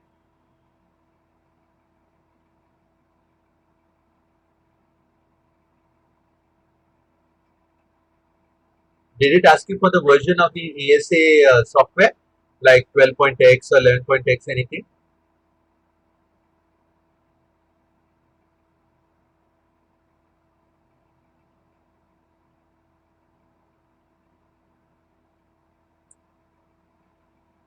Okay. Anyways, I think either he is disconnected or maybe he's not able to hear me. Okay. But anyways, yeah, let's continue with this now. So I've got the prompt here, and in this prompt, if I type in interface config, what you'll notice now is, it has gone back to the DHCP address which we had. Okay, that is what is showing me out here right now. So what I'm going to do is, I'll type edit,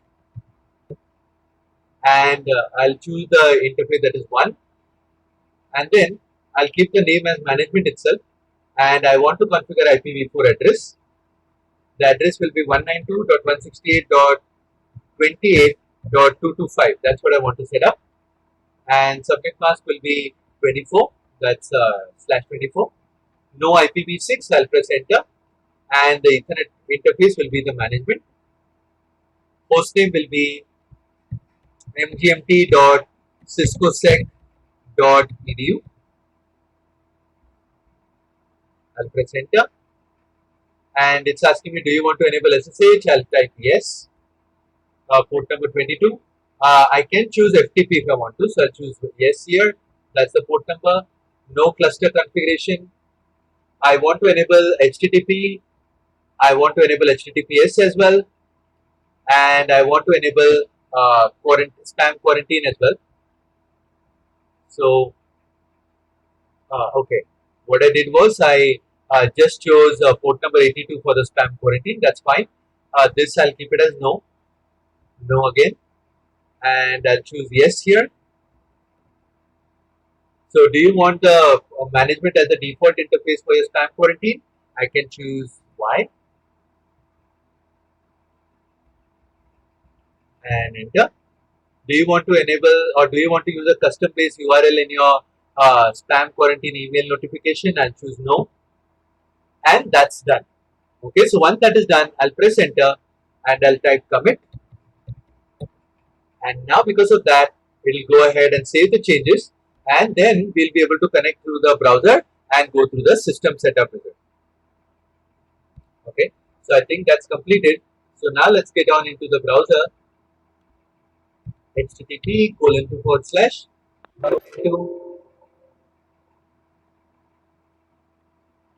192.168.28.225, and there you go. Immediately it's asking me to change my password, so I'll put up my old password, that is IN4, and the new password will be capital P@SSW0RD.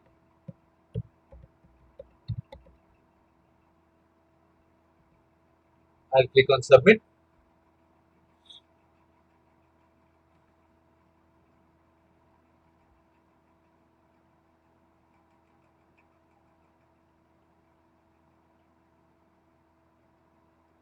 What was that?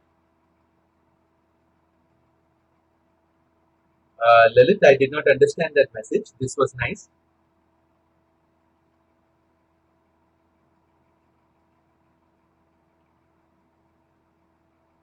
Okay. Yep. So I'm done with that. Okay, and then we'll go into system administration now. And out here, the license is already loaded, so I can just scroll down and I can click on system setup wizard. And now once I'm in here, as you could see, it's asking me for the default system host name. So instead of input.example.com, I'm going to keep it as esa.ciscosec.edu. That's what I'm going to define. And then email system alerts. As you could see, I do have the option of emailing the system alerts to system alerts to my internal email server. Yeah, that's right, Lalit. Okay, so I'll put it up as admin at ciscosec.edu. That's what I'm going to define. That is where I want to send out the email. Okay, and deliver scheduled reports to the same email ID. That's what I'm going to define. Okay, so this is the email address on which it will send the reports as well. The region, I'm going to choose it as Asia, and then the country, I'll choose India, and automatically it took the offset. Now that's the NTP server to which it's going to synchronize, but if I have a local NTP server, I could use that as well. Okay, now I can change the passphrase if I want to, but right now I do not want to do that. I'll uncheck this sender based network participation, and also auto support also I'll uncheck.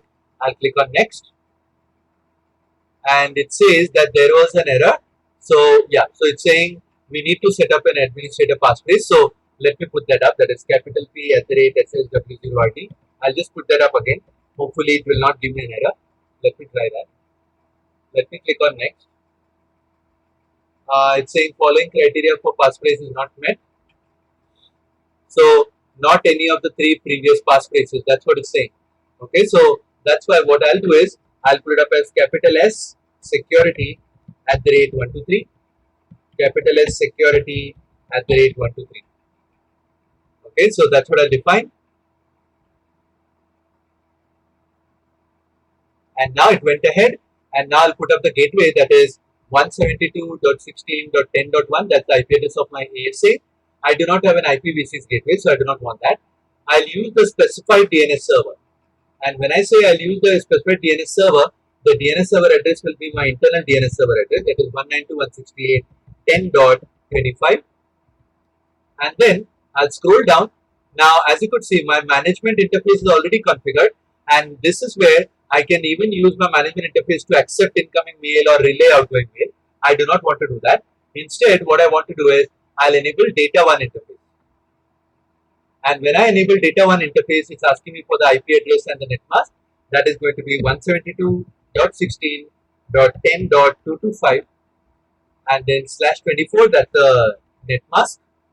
Fully qualified name would be smtp.ciscosec.edu, and then I want to accept mail on this interface, and for that the domain name will be ciscosec.edu and destination will be 192.168.10.25. Okay, and then I want to relay mail on this interface, and for that also it will be mail.ciscosec.edu. Okay, so that is the kind of thing that I could do out here. Okay, so basically I'm defining the same interface for both incoming as well as outgoing. That's what I defined out here. And once I've done that, so as you could see, we do not need to now, yeah, that's the password. That's correct. Security@123.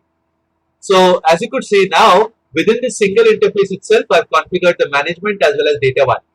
Okay, and the same interface I've configured it as a public and a private listener. No need to get on and go ahead and configure individually.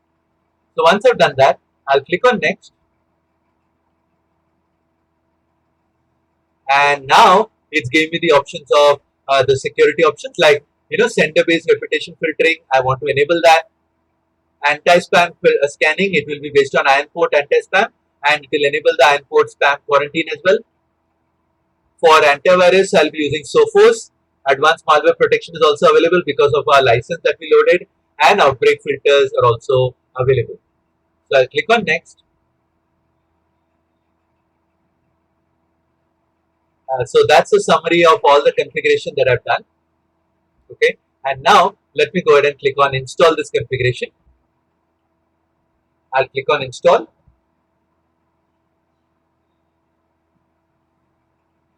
Now again, remember, like even though we are doing it through the system setup wizard, we can always go back and customize it further. Okay. Now it's asking me another option of Active Directory wizard, but right now I do not want to make use of the Active Directory wizard. So that's why I'll just click on cancel here so that the Active Directory wizard will be skipped. And as you could see now, it says the import appliance should now be configured to work within your network infrastructure. See below for additional tasks and information. So as you could see, right now, except for the data loss prevention, everything else has been configured. Okay, reporting also has been enabled. There are no recipients configured, but configuration file cannot be sent via email. So I do have the option of sending out the configuration file as well. I can view the feature keys that have been installed, but that's the thing that I've done. And now because of this, if I go back into network and let's say if I click on listeners,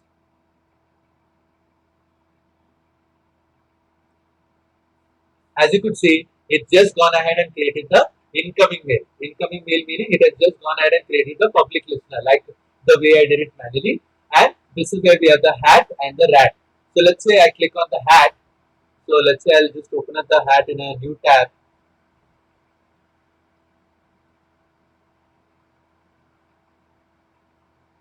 And when I click on the new tab, as you could see, it shows relay list and white list. It automatically added these two entries. If I click on white list right now, okay, under whitelist there is no sender. Okay, and the whitelist is completely empty. But if I go back into hat overview, and if I click on relay list,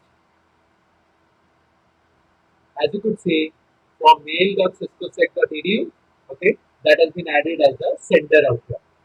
Okay, so that's an indication that only select host can relay from this box. Meaning, only if I get the mail from this mail.ciscosec.edu, it will allow me to send the yes. Listener was configured automatically through that wizard.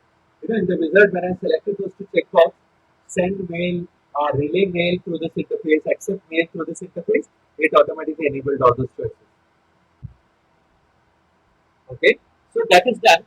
So bottom line is at this point, my ESA is completely up and running. So let's go ahead and send out a test email and check whether it is working or not. To do that, I'll go back into my internal user, and in my internal user, I'll choose inbox, and in the inbox for the employee, I'm going to click on write a new message,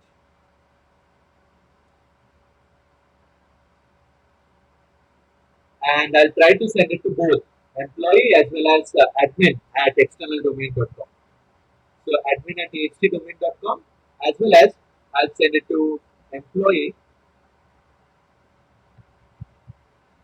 at extdomain.com. So I'm trying to send it to both of them. Even Sampada got disconnected now. Okay, and then I'll send out the subject email through ESA. That's what I'm going to define as the subject line. This is an email sent after integrating the ESA. That's what I'm putting up out here as the body. And now,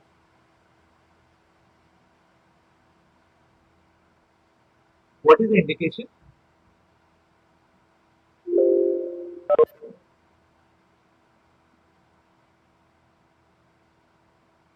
Okay, okay. End of day, yes, that's true.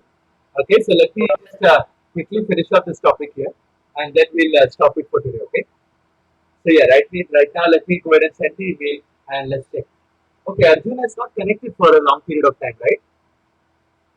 I think his internet is completely down, I believe. Oh yeah, he sent a message, no current. Yeah, power supply is gone at his place. So no worries. So we'll quickly stop at this, and then like I'll just quickly send out this email, verify it, and then check it up again. Okay.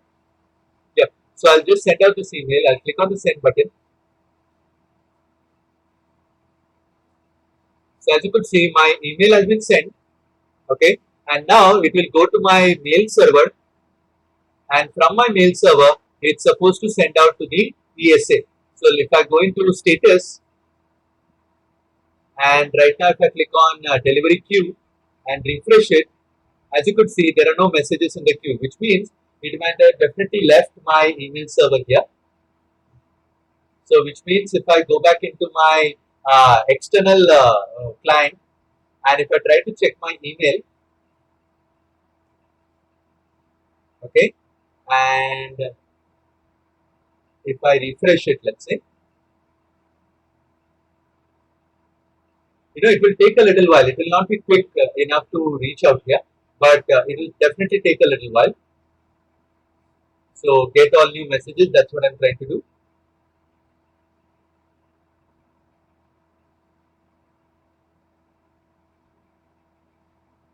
So these are all my old emails which I had received.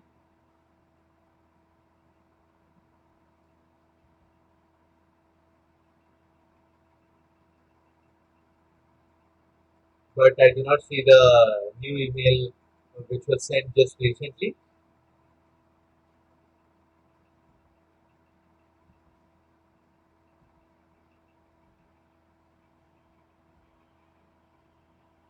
But it has definitely left my email server.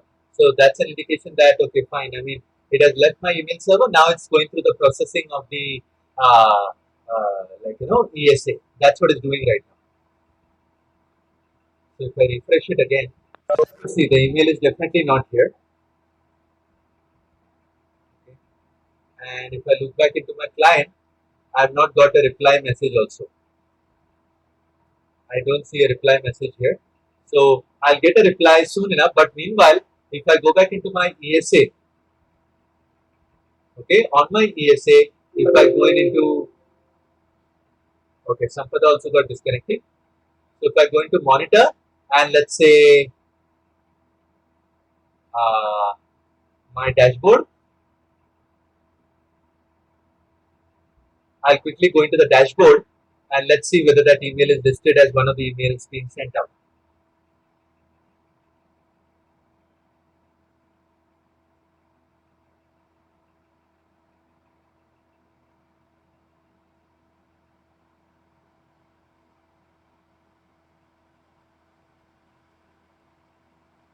Actually, it's raining very heavily out here right now. How about at your place?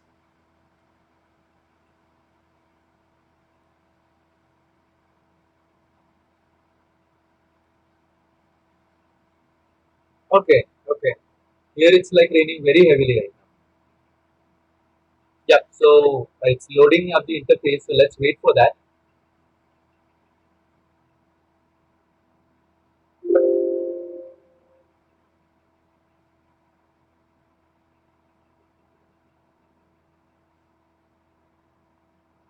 And yeah, it actually shows system status online. Incoming messages per hour, it's showing 4.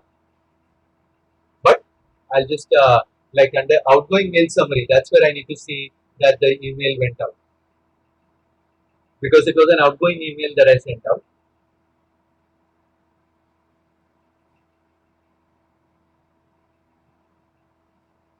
There was no incoming email at this point.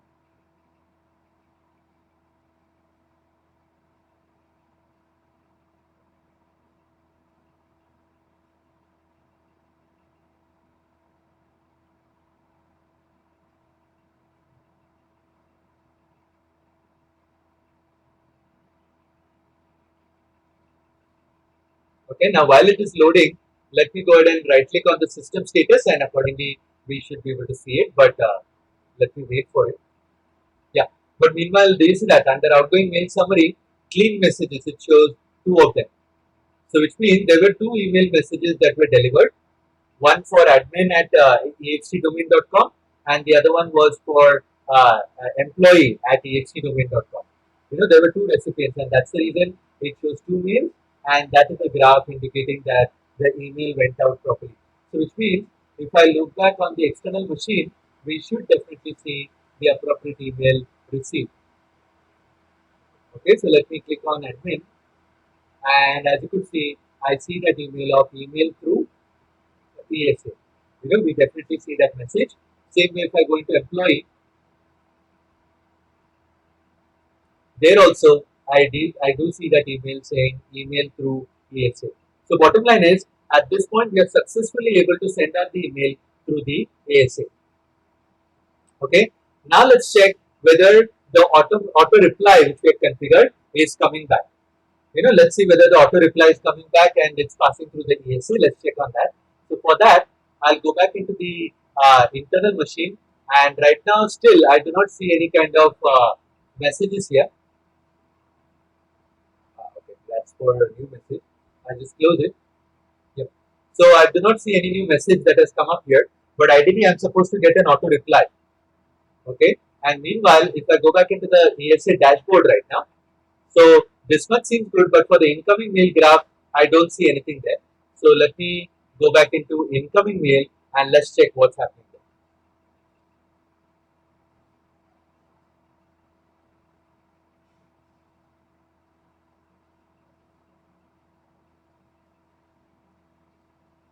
So for the incoming mail, for the domain or anything, I don't see any kind of a mail coming through or nothing shown up out here. Okay, but if I go into overview,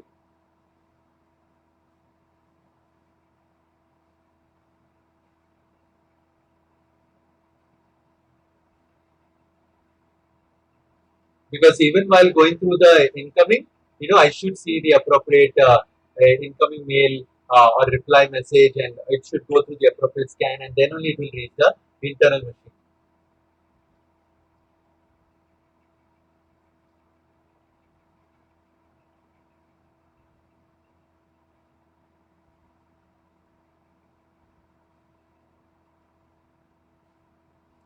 Yeah. So as such, we have not received any new email out here.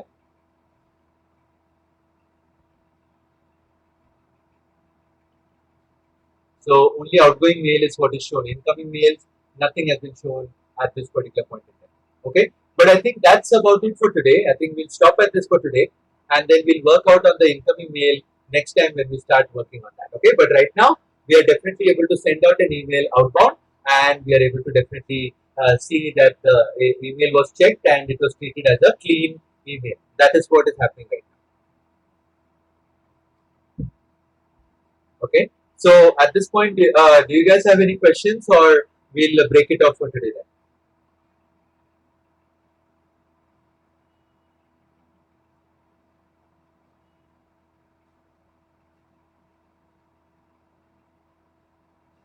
Okay, okay, no problem. So let's meet up next Sunday, and accordingly we'll take it forward then.